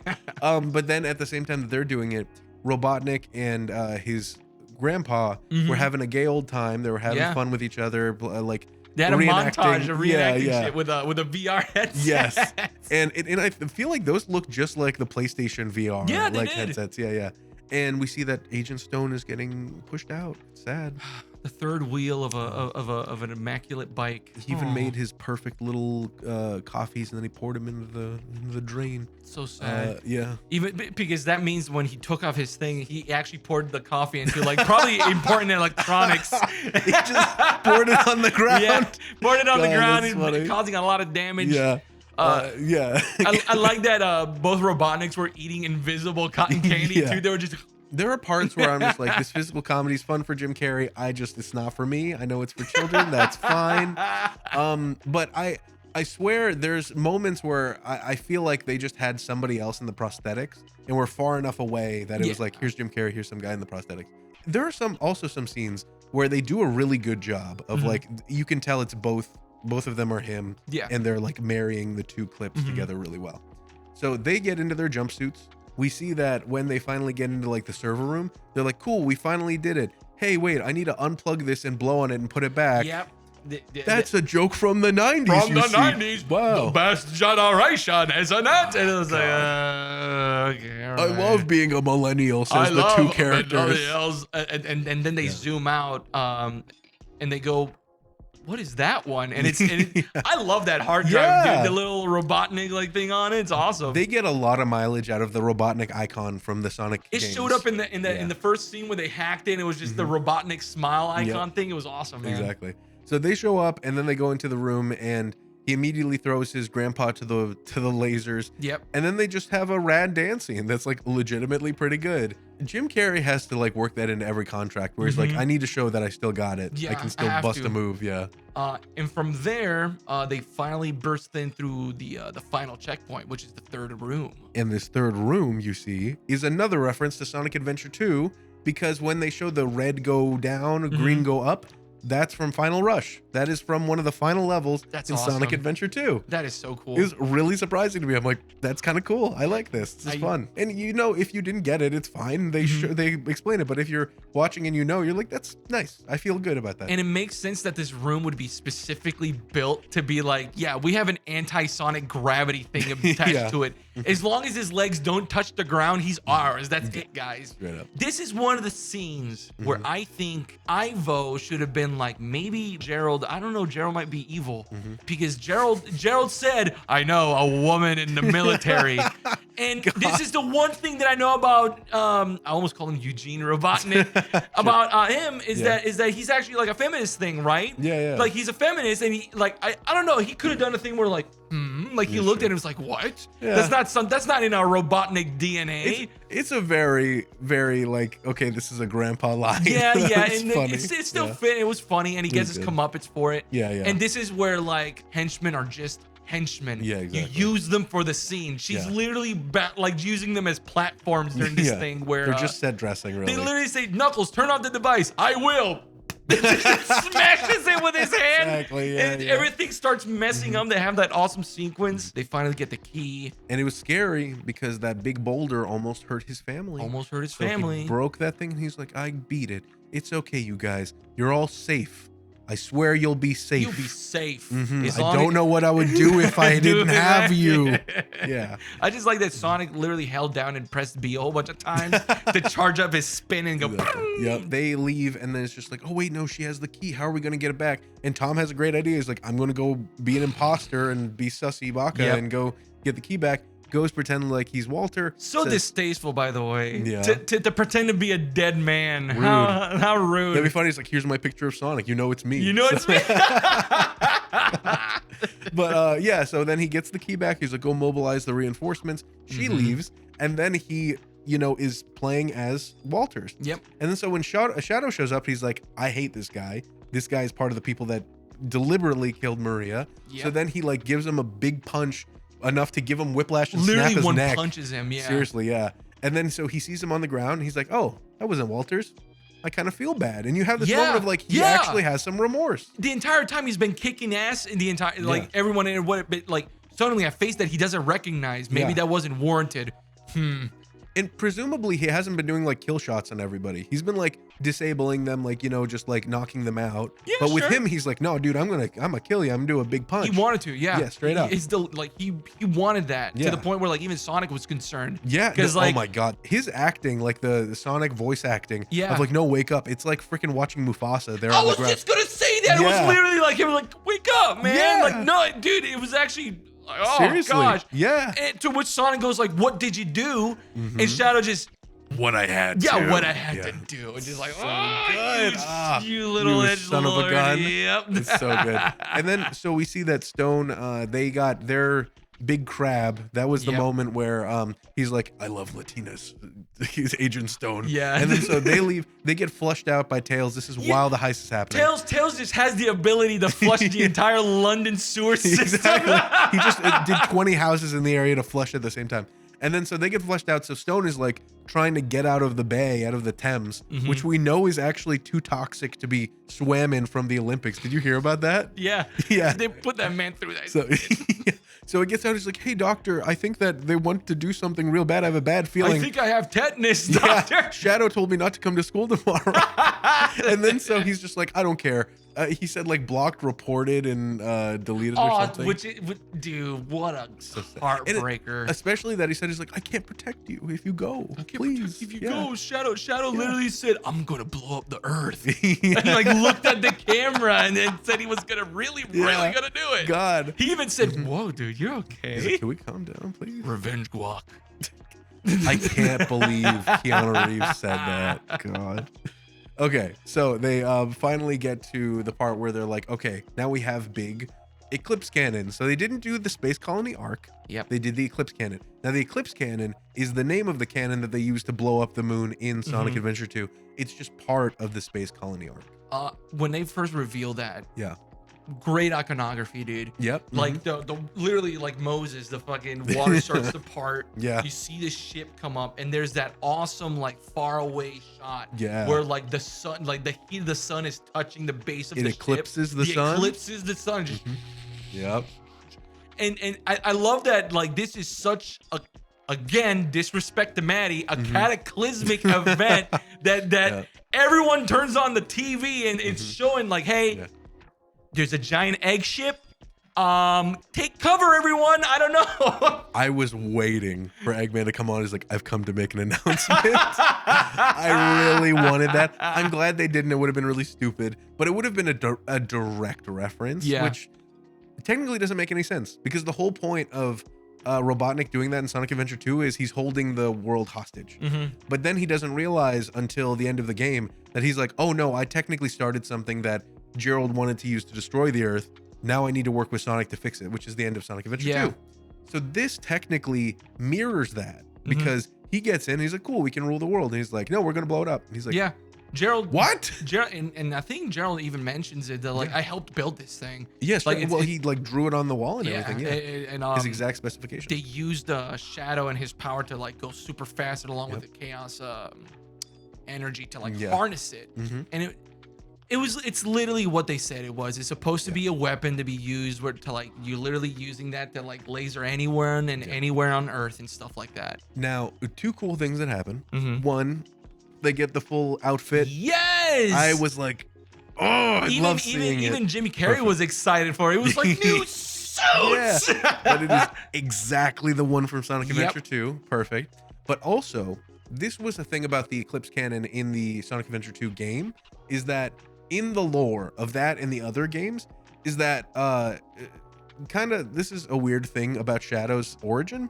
He's technically, the alien that helped make him is called Doom, and he comes from an asteroid, and that's what you were talking about. The shape of the comet that brings Shadow to Earth in this is the same shape of the comet that brings Doom to Earth in the Shadow games. So who knows? They could do that later. I don't think they will, but they might. The Eclipse Cannon was originally made to destroy the comet the next time it comes to Earth in 50 years. Yeah. And so I don't know if they would ever bring that up, but that's kind of the whole point of the Eclipse Cannon, is to fight off an alien invasion. It existing makes no sense except for the fact that like you need to destroy something bigger than the Earth, right? And one last thing, the little bridge that they're on with the like X pattern, like Yes. walkways. That's exactly the design of the one from Sonic Adventure 2. Oh, where that's awesome. that's where Sonic technically like he dies Yeah. at the end of that game, and you fight Eggman as Tails. He says, "I'll never forgive you for this," and then like stuff like that. So that's exactly the bridge where like the climax of Sonic Adventure 2 happens That's before awesome. the ending. Yeah, That's yeah. really cool. Mhm. They have this moment where the Sonic team is literally splitting up because like Yeah. this entire thing, it just nothing worked out. Well, straight up, he's like, Sonic's like, my dad's dead. I don't care anymore. And yeah. Maddie, again, no cataclysmic events. Yep. She looks at them like this is your fault. in the almost. ambulance, yeah. And it just closes. Mhm. And Tail goes like, well, I hope he's okay. And, and then Sonic loses it on him. Yeah. Like he crashes out on his ass. And I won't say that this was character development that happened in the Knuckles show, but Sonic straight up is just like, where's the Master Emerald? Yeah. And Knuckles like, we literally said we would Yeah. never use it. He's like, I don't care. My dad's probably dead. I need to go beat up this guy and get revenge. He's like, that's really stupid. You shouldn't get revenge. Did you learn nothing from the last movie? They're both And then- about to square up. Yeah. And then Knuckles has his like Zen moment. And he's just like, part of our pact is that I would trust you. We're team members. So I know where the Master Emerald is, but it's guarded by a sworn warrior that I trained in my own show. You can find it on Paramount Plus. It's called The Knuckles Show with Wade Whipple. And then He looked at the camera when he said this, by the way. yeah, he's like, please subscribe. And then so they go and he meets up with Wade Whipple. I hate that character so much. The Knuckles Show has done nothing but make me hate him. So when he shows up, I'm like, he better be here for 20 seconds. And he was. He shows up and he's using the Master Emerald, one of the most powerful weapons in the universe. Literally in the last movie, Eggman absorbs the Master Emerald and becomes God. And I'm not kidding. This happens. That's incredible. Yeah. And so he's playing hockey with it. And it looked pretty fun, honestly. It does. Like it looked like a pretty fun thing to do. with the It Master looks Emerald. like it would slide nicely on the concrete, Exactly. doesn't it? Yeah. And then he shows up, rips it right out of Wade Whipple's hands, and then he turns into Supersonic and blasts off into space. Okay, so I want to say that before all this, there was a moment where I was saying to myself, I want to see more Sonic and Shadow fight. That stuff was hype. That shit was awesome. Yeah. So Sonic literally just goes, "Ta!" and like literally powers up. Yep. I was ready for Sonic to fight Knuckles, by the way. But Yeah. like you mentioned, I personally felt like I wanted to call it a Kratos moment where Yeah. Knuckles could have just crashed down and beat his ass. But no, he was like, you know what? You're right. Just like you said, we trust each other. There was a funny moment where like Gun is firing missiles at us. It's like, no, that's too fast to be a missile, actually. I love that they both hang on to the quills and they hit it like vapes. And they have an awful addiction to these hedgehogs. Yeah, seriously. And like It's genetic, I guess. And like I love that the closer Sonic comes in, like the quill becomes gold, and he's like, it's him. That's and he's so almost happy to Yeah, be yeah. like, it's him. Yeah. Ah. Right before that, we get the moment of Gerald Robotnik being like, cool, we're going to blow up the Earth. Yeah. And then, Robotnik, Ivo Robotnik's like, what are you talking about? Yeah. And he's just like, they took my, like, a perfect person away from this Earth just because. Yeah, but we're family now. Don't you get it? We're the family now. You're no Maria. Ooh, it hurts. He doesn't even know who she is. So she was his cousin, and they've mentioned it. So I think they might have been alive at the same time, but legitimately, he has no idea. There's no idea. Now there's more family that he doesn't even know, and yet he is nothing to him. We had a dance sequence, bro. Sorry, go on. Well, so many people that I've seen this with bring up the fact that like the moment we haven't mentioned that there are flashbacks throughout the movie of like Shadow with Maria, and they're genuinely very good. Yeah. Like really well acted. The kid actress is like really fun, like very whimsical, like a child that's just trying to have fun in a freaking army base. Yeah, and it's not like that semi awkwardness like in the games where like Shadow comes across as an adult playing with a child. Yes. And this one, Gerald literally calls them children. Come with me. Yeah, they're children. Yeah. Yeah, Shadow finally has someone to have like an actual like connection. Yeah. Where like they're a piece of glass is in between them in the cryogenic chambers. And legitimately they have and they finally get together. Yeah, this is a really, really good reference to Sonic Adventure. Is that at the end of Sonic Adventure 2, there is another ultimate life form that you fight called the Bio Lizard. And this was the prototype that Shadow was like before Shadow. and it was a salamander that was like fed a bunch of chaos energy and got too big and needed like a big life support system, so it got locked away. When Shadow and Maria are hanging out, they watch like a B movie from the 1950s. Yeah. The Godzilla on that was the Bio Lizard. Really? That was the Bio Lizard. That exactly is awesome. that. And that is exactly why Shadow says, do you think I'm as bad as the alien in the movie? Yes. Because he was made after that in Sonic Adventure 2. And literally the title of the movie was Alien Freak from Out of Space or something like that. And Exactly. like, it's literally the way it feels. And then so she's just like, oh, he's upset because they called him an alien. And then so she takes him out to the outside, the top of Paramount Mountain, and they go look at the stars. And like you said, what was the quote you said about the stars?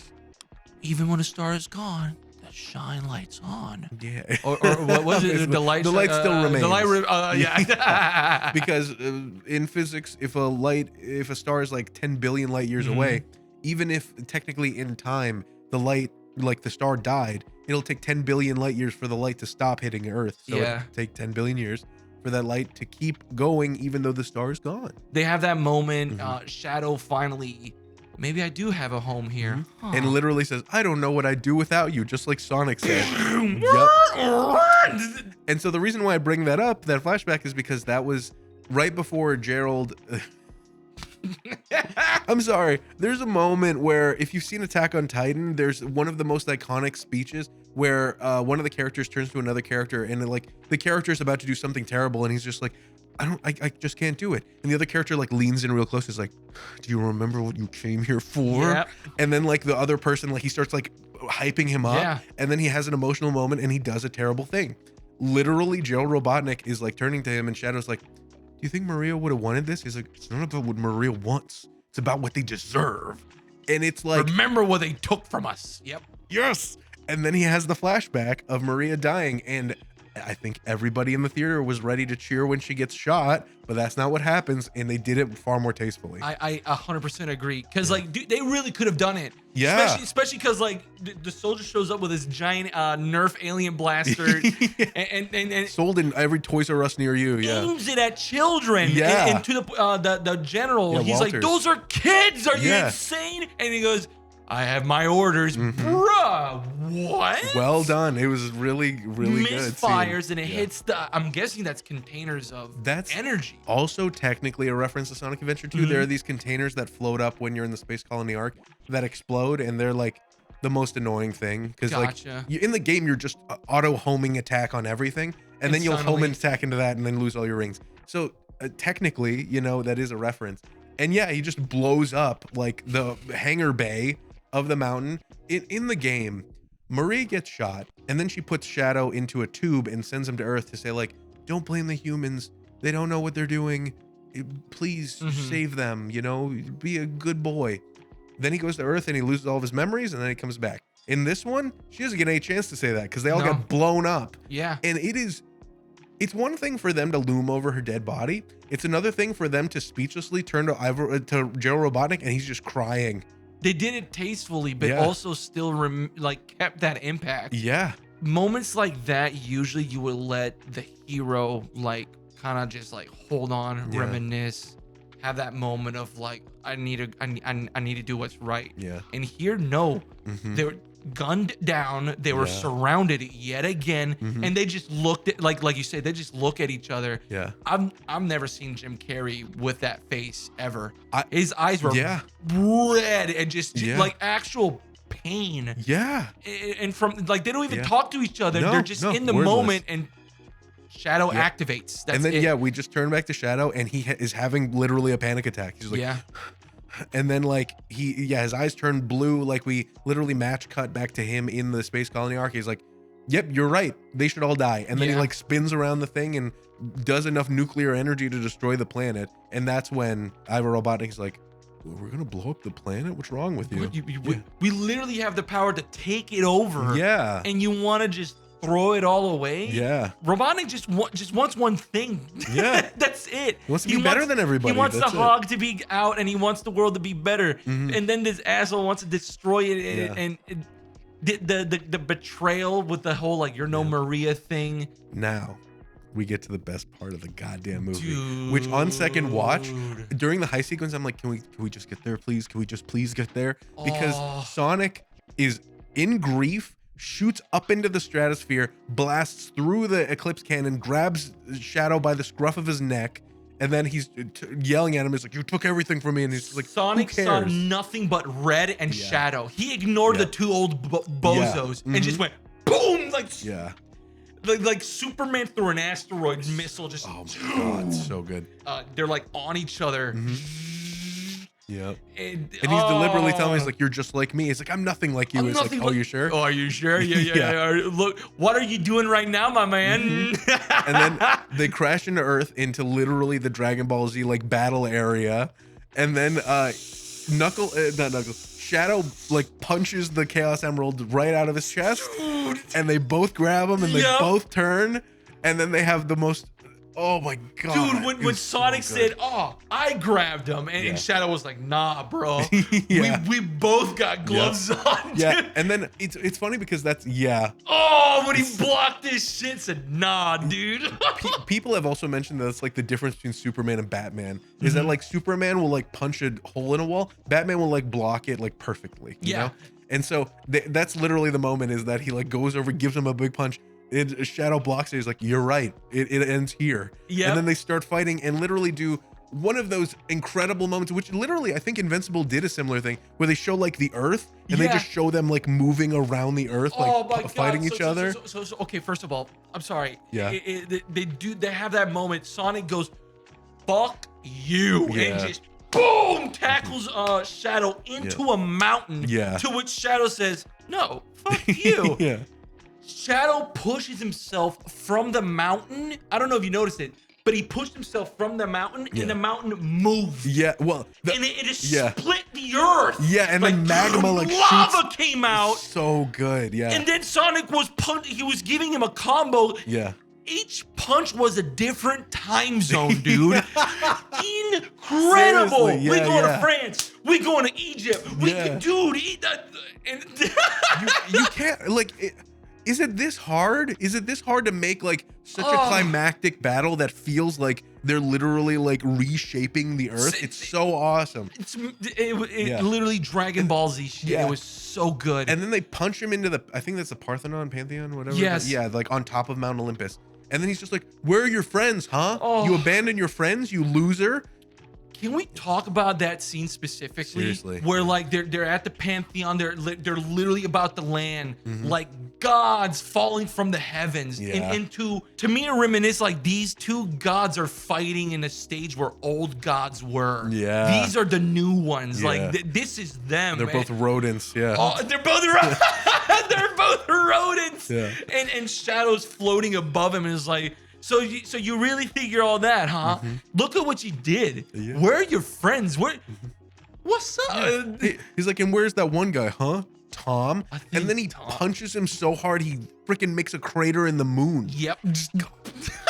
He sends him to the fucking moon. And literally they do a direct callback to 2001: A Space Odyssey, where like the Earth is eclipsed in the moon, and I'm just like, holy shit, dude. Are you really doing that? It's the Sonic movie. Punches him, and he does this thing like he does the "kill me, I'm right here, kill me." Exactly. Shadow goes like, "I'm right here," and he points at his heart or his lungs, and Sonic finally after all this, Sonic just needed to get comboed into like different parts on the Earth to get this message straight to his head that like, dude, you're doing the wrong thing. This is for revenge. This isn't you. Yeah, there's no winners in revenge, he says. No winners. And he does the Mr. Manhattan where he just sits in the moon alone and just thinks. Okay, everybody's talked about this as being called Takno Jutsu. Do you know this meme?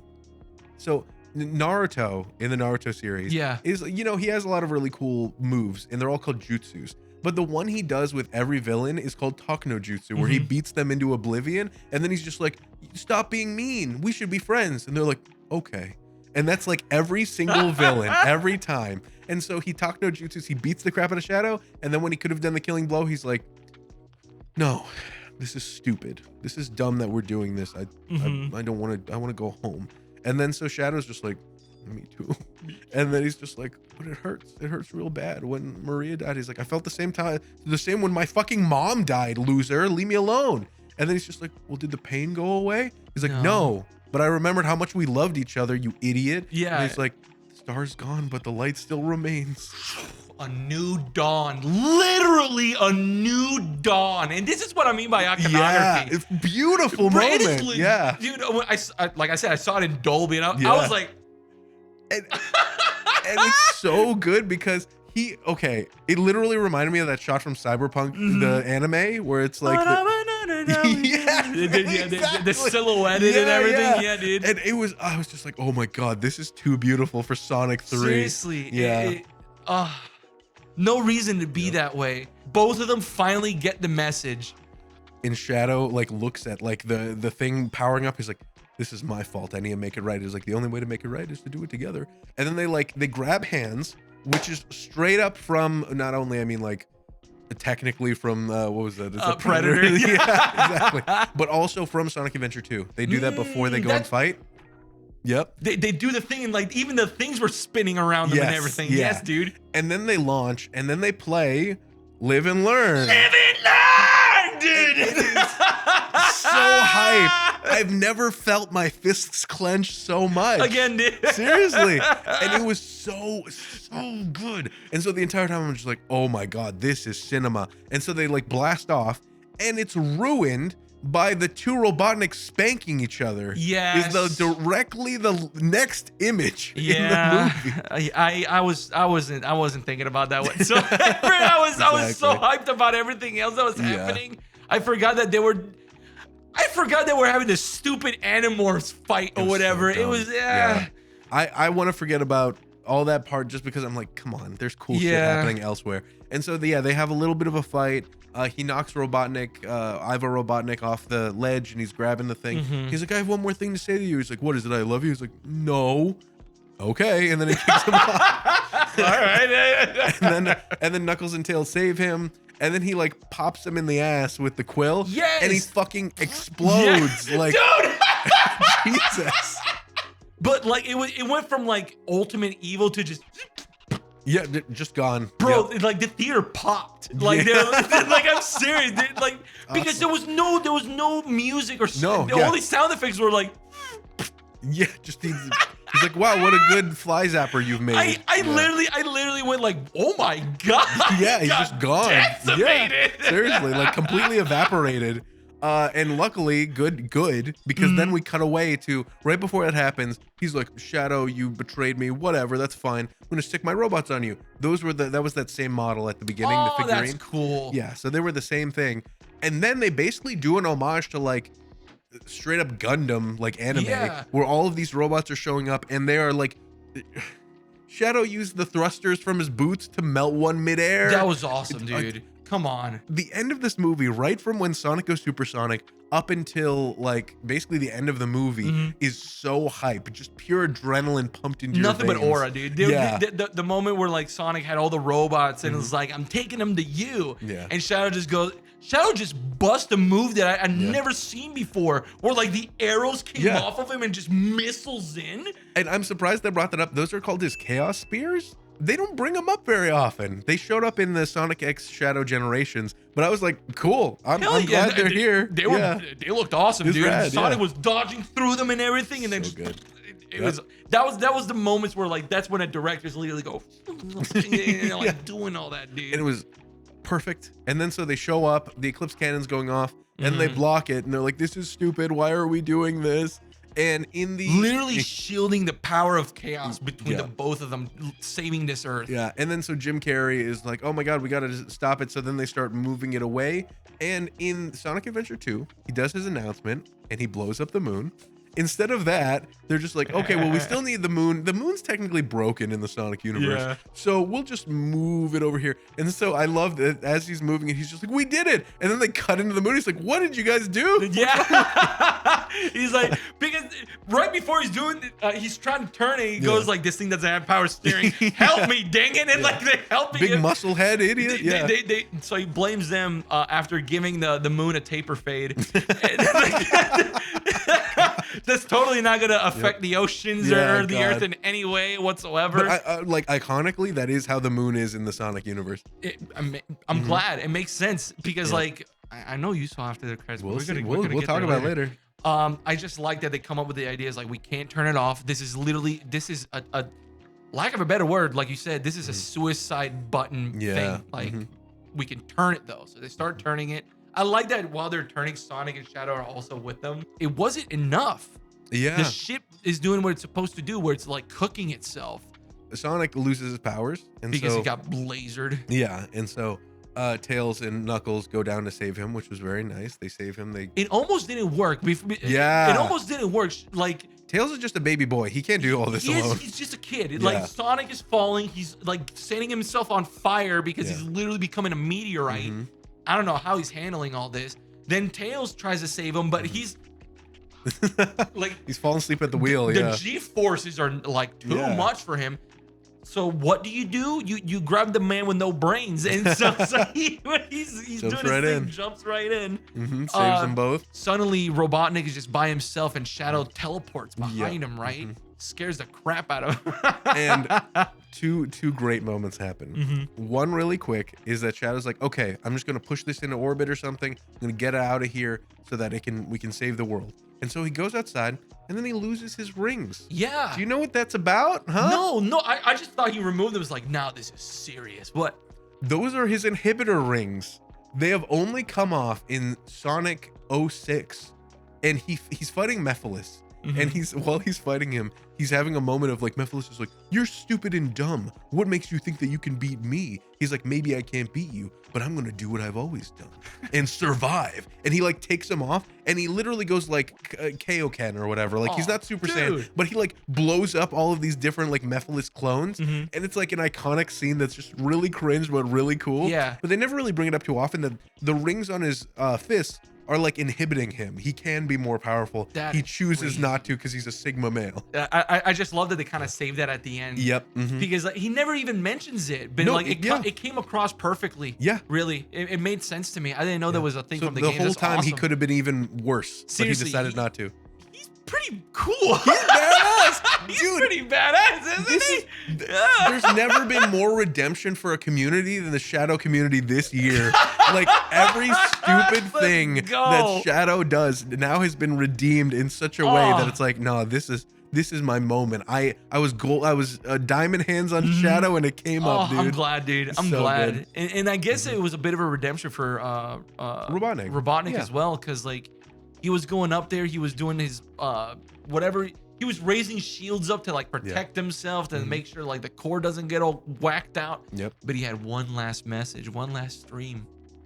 He actually did his announcement, but it was, instead of pissing on the moon, he had a nice announcement. He had a beautiful announcement for I forgot his name. Agent Stone. Agent Stone. Yep. Which like honestly, out of everyone's heart being broken was his. Yeah, it was genuinely like really well acted. And I'm like, oh, they care. And for him to finally see his friend being sent off like that, Robotnik is doing the final right thing. Yeah. You know? It's like, I'm gonna miss your lattes with Austrian goat milk. Love the way you make them. Love the way you make them. It's been a drag. What does he say? It's been a drag. Later losers or something like that. Yeah, it's been a drag. Later losers, and then just explodes. It's beautiful. And what I've heard some people say is that they might have been. So this is actually what happens in the in Sonic Adventure 2.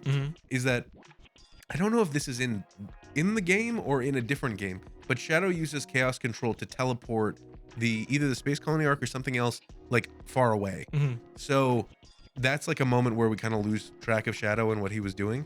And so that was what some people were saying, is like maybe that's what happened. Maybe it didn't explode. It got pushed away somewhere, and that Robotnik and Shadow are okay. Yeah. Spoilers for the post-credit scene. Shadow is okay. But we don't see where he is. We don't know if he's on Earth or not. So that's the one thing that like he technically they both could be alive. I'm fine if they're not. I think that was a really good send-off to Robotnik. Does Sonic have any more iconic characters that are as charismatic as Robotnik that he can like face? He has a lot of different villains. A lot of them are just really silly, cartoony, like villains of the week. If you think of all the cringe stuff about Shadow, they put that into the villain from Sonic Forces. There's one from Sonic Lost Worlds, which is like a big muscly dumb guy. There's Chaos from Sonic Adventure 1. There's Shadow. So there's a bunch. They're all cartoons though. Yeah. It's not going to be another human being. So I'm completely fine with that because I think that like Robotnik's run his course. Even in Sonic Boom, he wasn't even really a villain. He was just like a pal that they goofball. Yeah. Do you want to just skip that? I mean, like, there's not much else that happens. Like, they save the world. Save the world. They finally finished their Be Earth Day. Yes. Yeah. Which also reference, they start making that s'mores. Yeah.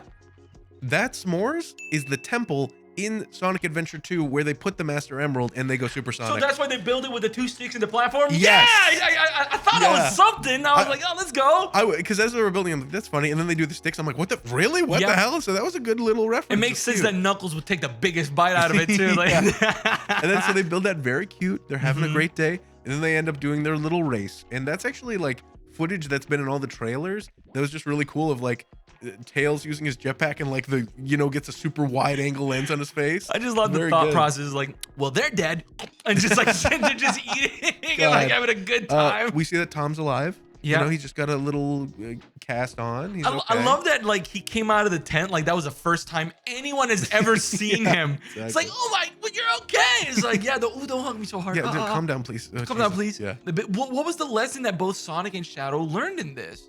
The lesson was that even if someone dies or something is taken from you in an unjust way, you need to remember the good times and you need to do good by them. And that you always have choices, dude. Always. You do always have choices. And how can I say it? This goes back to the whole like this is a kid's movie. This is supposed to be like a nice, good message to be done out. Yeah, a man was annihilated by a fly swatter. Yeah, people had to sacrifice themselves. Yep. Yeah, the moon got sawed in half. But at the end of the day, for Sonic, it's fun and games here in the Sonic world. So good. But then, also, big I'm so sorry. Spoilers in a second. I want to talk about during the space scene. How many times did they pose, bro? Dude, they did literally the pose. Yeah. And like, that is the literal pose from the beginning of Sonic Adventure 2. And I was like, they did it. Yes. It was all so great. This is the year of that pose because that was also in Sonic X Shadow Generations. They were racing, but then there was that cute animation sequence. Yeah, that was surprising. I thought it was really nice. They did the whole like here's the whole movie, but now in their chibi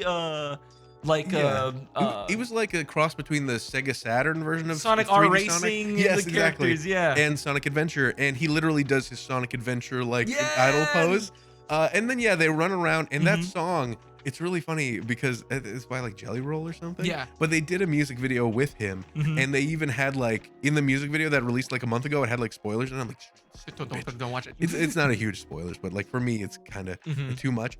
But like as I went through, I'm just like, this is fun. This is a cute way. I like when they do that in movies where like if you watch that like little animation, kind of sums up the whole movie in like a really cute way. It was really nice. It was animated decently and just good like flex for the artist. Exactly. And then Sonic shows up at the New York State Park or whatever. Yeah, he overshot the goal line. Yeah, by a lot. And then it's just like, oh well. And then literally the Terminator shows up. I'm so glad you picked it up. So glad. Yeah. So many references to other movies. Yep. And it is, and I told everybody this. At the end of Sonic 1, I thought that the next movie, Sonic 2, would be about Knuckles, and then the next movie would be about Metal Sonic. Because the whole point of Metal Sonic is it is a unthinking metallic version of Sonic that is only meant to do a thing. And then in some of the canon, Metal Sonic is converted to like a good guy-ish. Because Sonic kind of shows him that he's like, this is stupid. You don't have to obey Robotnik's orders. Talk jutsu, yes, whatever. Yeah, talk no jutsu. No, Metal Sonic shows up and I was like, yes, because I assumed it would be Metal Sonic from like everything else I've seen. And then he shows up and then Sonic's just like, well, you're kind of stupid. You don't even look like me. Yeah. And then beats him up. Nice cosplay, kid. Yeah. If you're he does say cosplay. Yeah. Yeah, and if you're trying to blow my head off, maybe actually aim for it. Because dude, he literally spawns in and just. He starts going at it, and dude. like it sends off like a little mini like tactical nuke. Yeah. And then so they're fighting. Several of them show up and they line up. And in my mind, I'm like, why aren't there more Metal Sonics? Yeah. Which there are like robotic Sonics that were in Sonic Adventure 1, but like deliberately Metal Sonic's like legitimately very close to Sonic. In Sonic CD, he basically like they're one-to-one match. And so it's really interesting. So the fact that there's way more of them, and I'm like, where's this going? And then you get a big old hammer. Dude, who has a hammer and 3 iconic quills? I wonder. Oh man. And we were just like, no way. Yeah, And then dude. so she destroys a bunch of the robots, and then she's like, who are you? And she like is silhouetted by the moon that's broken up, Has a Kingdom Hearts hoodie on. and then lands, and then takes the hood off. It's Fucking Amy. dude. Hell yeah. Then we're gonna make another one. I mean, like you said, 2027. Look how much we talked about it, and it was Mhm. still like an hour and a half movie. Seriously, we probably talked more than the movie. Yeah, Yeah. we're at like 2 hours and a half. Yeah. I guess I thoroughly enjoyed it. Would you consider this one the best out of the 3? 1,000,000%. Yeah. Seriously, I would watch this.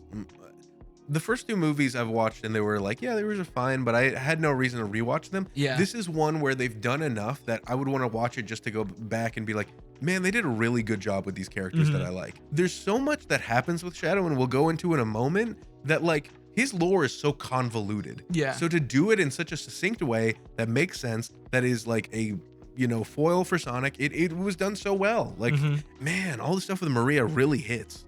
Can I mention some of the funny parts that I had watching because I had children next Yeah, to of me? course. There was a part where what's his nuts talks to Shadow. He's like, it's all about what's in here. Yeah. And the little kid said, lungs. And like, so I was like, you little cheeky shit, you little Which shit. I think they mentioned that in another Sonic movie. He says that before. And at the end, when Amy Rose shows up, the family stayed. She goes, finally, a girl. Hell yeah. And I was like, dude, you know what? Yeah, hell yeah. You're so right. And I was, hell yeah, dude. That's what I mean. Like, my movie going experience was actually really decent. Like, Hell it was yeah. really nice, and I'm very happy for it. It just enhanced it overall. And I think they're going to treat Amy the same way they have in like Sonic Boom. She's just a competent person with a big hammer. Yeah. And she's kind of the more structured of the 3 of them, where she Yeah. like actually is capable and doesn't need to like be constantly wrangled in to do shit all the time. Yeah, She's not constantly like that and stuff. Which, yeah, so that was in Sonic Adventure 1 and Sonic Adventure 2, is she's just constantly like man crazy. But like in the canon of those, Sonic's like 10 and she's like 8. So she's meant to be like, oh my God, men, they're so cute. I'm going to go give them a smooch. When like in the other games, as they're all older, she's just like a regular person. Yeah. And like treats everybody as a Kinda regular grew out of person. it. Yeah, exactly. And so in Sonic Boom, it's like assumed they're together, which is kind of cute. But like they've treated it as she's just her own character, which I That's like. good. Even in Sonic X Shadow Generations, there's a scene where Sonic goes for his birthday party and she's trying to like give him gifts and he's like pushing her away, like he's like, ew, gross cooties. And then in like they literally updated it for the current release that happened this year, where she's like trying to hand him something and he's like, oh, just not right now. And it's like cute. It's just it's a nicer way to do it. So I'm excited to see what they do. I love Amy. Isn't it so good that a franchise like this is legit maturing for the better? Straight up, yeah. Or like back in the day when it was created, Amy was probably created as like, oh, we need a female protagonist to admire our man character here, that boost him up and shit like that. Yeah. And now like we're in an age where like, okay, we saw, let's make it better, let's make it good, and just, I'm glad. I'm just glad. Me too. Seriously, it's I'm glad. good. Yeah. And it's funny because this is how like the evolution of things goes sometimes, is you start with like a book. And the book has like a comic book series. And the comic book series might get a TV show might get a movie. Like it goes in a direction where it goes from like very nebulous ideas to something concrete. And that's kind of how it's been, where Sonic started out as a video game, next to no plot, then turned into a comic book, then turned into several TV shows, and is now turned into a movie that is like very succinct and simple, and like you can watch it and just be like, cool, okay, I get it. I don't need to read a gajillion comics about it. I think for the 4th movie, they should just get Jaleel White to do all the voices, all the music, all the thing, everything. Yeah. Oh my God, I would love that so much. We got trivia to go through. We have so much trivia. Please, to go through. I want to know more. What we are going Trivia to do time! is we are going to be talking about Shadow the Hedgehog's origins. So Shadow, he wasn't just found in a comic. Comic.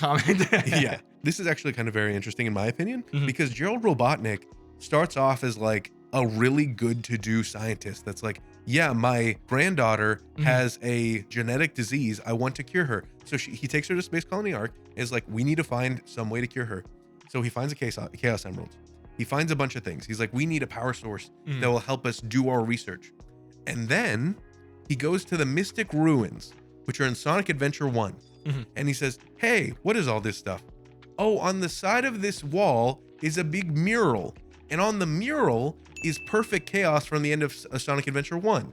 That's the big gross dragon at the end of Sonic Adventure 1. He's like, I need that. That's the perfect life form. I'll make that. So he grabs a salamander and pumps it full of chaos energy, turns into Bio Lizard. It grows a bunch and then grows so big that it needs a life support. And then they're like, okay, that was not good. We're going to lock that away. And then so what happens is, then they're like, okay, well, I'm going to go back to the Mystic Ruins, see what's there. And they find a mural from Sonic 3. Do you know about this at all? No. At the end of Sonic 3, there's a mural that Knuckles like has from like his tribe had. And it's like a prophecy that a hedgehog will come, use all of the Chaos Emeralds, and then it will defeat the ultimate evil, which is like Mecha Sonic. So Gerald Robotnik goes, sees that prophetic thing 50 years before Sonic exists and says, oh, I need a hedgehog to pump full of chaos energy so it can be the ultimate life form. So he takes a picture of that, goes back to the Space Colony Ark. At the same time, a bunch of aliens are coming by called the Black Doom, and then say, oh, we can help you out. And they help him make a black hedgehog that is full of chaos energy. So even though Shadow exists 50 years before Sonic, he's technically inspired by Sonic because he's inspired by a prophecy that Sonic will fulfill. Why is this so deep? Right? Why is there layers to this structure? It's crazy because literally there's moments where you're like, oh, well, Shadow's his own thing, right? But no, it all goes to Sonic at some point. And that Gerald Robotnik was always trying to create the ultimate life form that just would happen in the year 2000. You just needed to wait for Sonic to happen. Isn't that ridiculous? That is wild. Seriously. I like to think that Robotnik saw those scriptures and just like, oh, I hate that. I hate that little Another damn hedgehog, please. God dang it. So Shadow's backstory is a very convoluted. The way his head looks is the way that the Black Doom like little fish thing looks. Yeah. And that's why it looks like that, is because he has the genetics of Black Doom. And that's why his head looks like that, is because he's modeled after an alien. In Sonic X Shadow Generations, we have a bunch of iconography of like him using the Black Doom like genetics to get new powers and shit. It's really funny to like have any of that and then watch this movie and be like, this is so much more simple. I'm glad. I'm glad they did simplify it. I'm glad they just found him, gave him robot boots, and that's it. Who cares? Because imagine how long that would have been to explain at the Chao Garden. It's just not worth it. Not worth it to go into. Oh my god. Yeah, if you dig in there, Gerald Robotnik is at like the core of all of the cool new Sonic stuff. There's even a robot that he finds in Sonic Brotherhood where the robot is like centuries years old. Yeah. And that the robot okay, this is really deep lore and very stupid. So Shadow was made by Gerald Robotnik. Yeah. But he's like, but he could be a killing machine. We don't know what he can do. So we need to give him a conscience. So he clones Maria's soul and puts it into Shadow. That's why Maria has a direct line to his like heart, because they have the same morality and stuff, because he has a copy of her soul. And at the same time, Gerald finds a robot from centuries ago and is like, hey, this robot could be a killing machine. I'm going to give it a copy of Maria's soul. God dang, dude, you can't just copy and paste your niece on the things. Yes, so that is like a bunch of stuff about why like Gerald Robotnik's just crazy and just like throwing stuff at the wall to try to get the ultimate life form. He's the right man at the wrong time. Yeah, that's straight up. Yeah, God, killed by firing squad. He's literally just trying to fix and all his prophecies and everything is against them. The robot's called Emerald. So if you've played Sonic Battle, that's the robot from there. He also appears in Sonic X Shadow Generations Dark Beginnings, because it's like that's done really well, that it's like basically kind of a dream sequence, but it's like his background. And so we see Maria and him on the Space Colony Ark, and then all of a sudden there's an explosion. You're like, what is that? And that's Emerald. And so he goes and beats up Emerald because Emerald's going haywire, because there's a whole thing. I'm not gonna go into Emerald. He's a completely different thing. But next episode, God, there's a lot. But the funny thing is that in Sonic X Shadows Generation, spoilers for the very end of it, we have a moment where Maria turns to Shadow and says, do you know why I named you Shadow? So she's the one that named Shadow Shadow. We don't get that in the movie, but we get that in the game.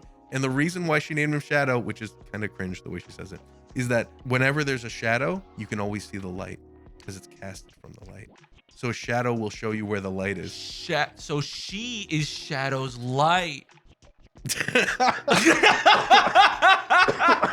God, That's why he's the Shadow. it's really silly, but it's cute because you never see. So Shadow smiles in the movie. That's more like I'm 23 and deep. Like God, you know, you've had a little bit of experience in writing, so you want to go a little bit deeper, you know? It's just really silly. The way she says it too is really clunky, but it's so funny because in the movie he smiles a bunch. Mm-hmm. In the games you never see Shadow smile unless it's like a cool smirk. Yeah. You know. In the game, there's a moment where he's reunited because in Sonic Generations, it's meant for him to relive the past like games because that's like the bad guy. Yeah. In Shadow Generations, it's him dealing with his trauma because he's reliving like the traumatic moments in his life. And it's really good. I could do an entire episode on just Sonic X Shadow Generations. But when he meets with Maria, she comes back to life because she's part of his past. So it's like the ghost of her saying like, calm down. It is all because of Robotnik cloning her spirit onto him. The lore is so convoluted. Jesus. God. The other big thing I wanted to bring up is the Snap Cube Sonic dubs. You know this because of the I've come to make an announcement thing. Yeah. I'm pissing on the moon! The reason why I want to bring them up is because there's one in particular that has come up that two of them technically came up because in the movie, Sonic says to Shadow, hey, hot topic. Yeah. And like chides him like that. And then he also says, hey, who does your highlights? One hedgehog to another. Who does your highlights? Those are both jokes that are in the Snap Cube one. And so people are like, were they referencing the Snap Meanwhile, Cube the thing? writers are like, no, I wouldn't do that. I would never. And it feels like parallel thinking. It's probably a nod. And at the same time, it's just like, I want that to be a nod. Especially because the voice, like, how can I say this? Directors and their talent work like this. Yeah. They have to, you know? Sure. They have to. I don't know if I'll be able to find it again because I saw it, Jess showed me on TikTok, that there's a clip of the actor that plays Agent Stone who's at like a convention. And he's like, hey, for everybody out there, I just want you to know that any art that's made of me and Robotnik is A-okay. I don't care what part of the internet it's part of. It's fine. By the way, Old Man Yowie's pretty cool. It's just like, bro. Good for him, dude. You know what? He knows his audience, man. He does. And Good for him. But yeah, you're right. Like all of them know what's going on. Even to the point where Sonic X Shadow Generations, there's DLC where you play as Keanu Reeves' Shadow. Did you know about this? No. Yeah, they released DLC, I think about a week ago now, whenever this is released, that you play as Shadow from the movie. And so you reenact parts of the movie with Keanu Reeves' voice and like a different model. Can I punch Sonic into different time zones? I hope so. Dude, that would be sick. That'd be rad. So is there lines from the movie in there, or is Keanu maybe just? I think they got Keanu to voice act That would whatever be is that. sick. Yeah, that would be yeah. so good. It's so cool. I can't wait to play it. I'm gonna probably play it after. Good this. for them. Right? Dang, dude. To think that back in the day, I was one of those dickheads. I was like, yeah, Sonic is kind of lame. I don't know. But you're not wrong. And this is the funny thing to me about Sonic, is that Sonic has never been an original idea. Sonic was made to rival Mario. It is canon. Everybody knows this. Developer of Sonic literally said, hey, I used to play Mario games and I would just hold down the run button and see how fast I could beat a game. And then that's where Sonic came from. They also wanted a competitor for Mario for Sega, and so they made Sonic. And then they were like, well, what's a cool thing we can do now? Well, maybe he could collect 7 of something and go Super Saiyan. And so they basically were pulling directly from freaking DBZ. Yep. And then it goes on that the whole point of Sonic is to be a fun, cool thing that you can hang cool other things on and make it cooler. And Shadow is exactly the time of like the early 2000s where it's like everybody's like the Matrix, guns, big trench coat, doesn't care about anybody. Black is the new everything. Yep. I've always memed that like Sonic is just fun to talk about because it is so silly and like so much other stuff happens. But now that everybody's like unironically like, this is rad. This is like really cool. Yeah. And the music alone, man, like Live and Learn is so good. Yeah. It just gets you pumped. So like when you hear Sonic music elsewhere, people are like, what's this from? It's like, that's from Sonic Adventure 2. Like this is good music. And Sonic Adventure 2 kind of exists just because the music's so good. Like you could listen to the whole soundtrack over and over. Now, did you hear the controversy about Crush 40? What happened? What? They are suing Sega. No, what? For what? How? Why? It's not a super mean thing. What happened was they Live and Learn, the song, is technically their copyright. Sega has only the rights to the lyrics. They don't have the rights to the song. They can only use the song when they license it. Now, what happened was they started using it in like a bunch of other Sega properties as an homage. You can't do that. You need to license it every single time. So right now they're suing Sega for that reason. Yeah. But when it shows up in the movie, it kind of makes sense because they don't play the original song. They play like a symphony version of it that's like really powerful. But like I said, they only use the lyrics. They don't use the music. Now, the very last things that I want to bring up. Yes. These two clips will undo all of the good faith we've been doing for Shadow. No. So Shadow has always been like this, like I mentioned, like we're talking about how cool he is, right? We're saying like Shadow in this movie is so good and so well written and so well acted by Keanu Reeves. But before that, Sonic Adventure 2 had just happened, and he was this cool, irreverent guy that was like, whatever, I don't care about humanity. Well, maybe I do. Maybe Maria would have wanted me to help these people. And then he gets his own game, and we get this version of him. You've got to be kidding me, guys. This is like taking candy from a baby, which is fine by me. And then he breaks it like... And so this is the original Shadow. This is Shadow circa 2005 when he gets his own game and is acting like the coolest guy. This is what he thinks is like what the cool guy would say. I like the thing that he was saying that to himself, and he looked at a dark corner and said, "Which is fine by me." It's so funny. And so every single line in this game is like a 14-year-old saying what they think a badass would say. And it's so awesome. And so the only other one I have is this one from a moment, and it's exactly like if your kid cousin was using a curse word for the first time. Where's that damn fourth Chaos Emerald? This is a series that's Where's been... that? Damn. like just slips it in. Yeah. This is a series that has always been like PG. So when this game is rated T and he has a gun, it's so silly. To punctuate it, the last thing I want to show, which we had already mentioned, is this picture of Shadow with a gun. Aiming it at an innocent man. I'm sick of warning you. Someone approved that. Yeah. Someone had to make that. Someone built that from like stone and rubble, and like they commissioned a human being to make that so that this exact image could be manufactured for our entertainment. I want to know what they were thinking when they were making it. Like it's like, oh, they're gonna take their pictures in front of it, and like they never thought about it, like of how they're gonna take their picture. Like whoops. I have 3 more hours. Do you want to watch it again? I would rather play through all of Sonic X Shadow Generations. If you want me to literally sit next to me while I say all of the lore as we go through it. See you there. Okay. Oh, dang it. My identity has fallen. Sayonara, Shadow the Hedgehog.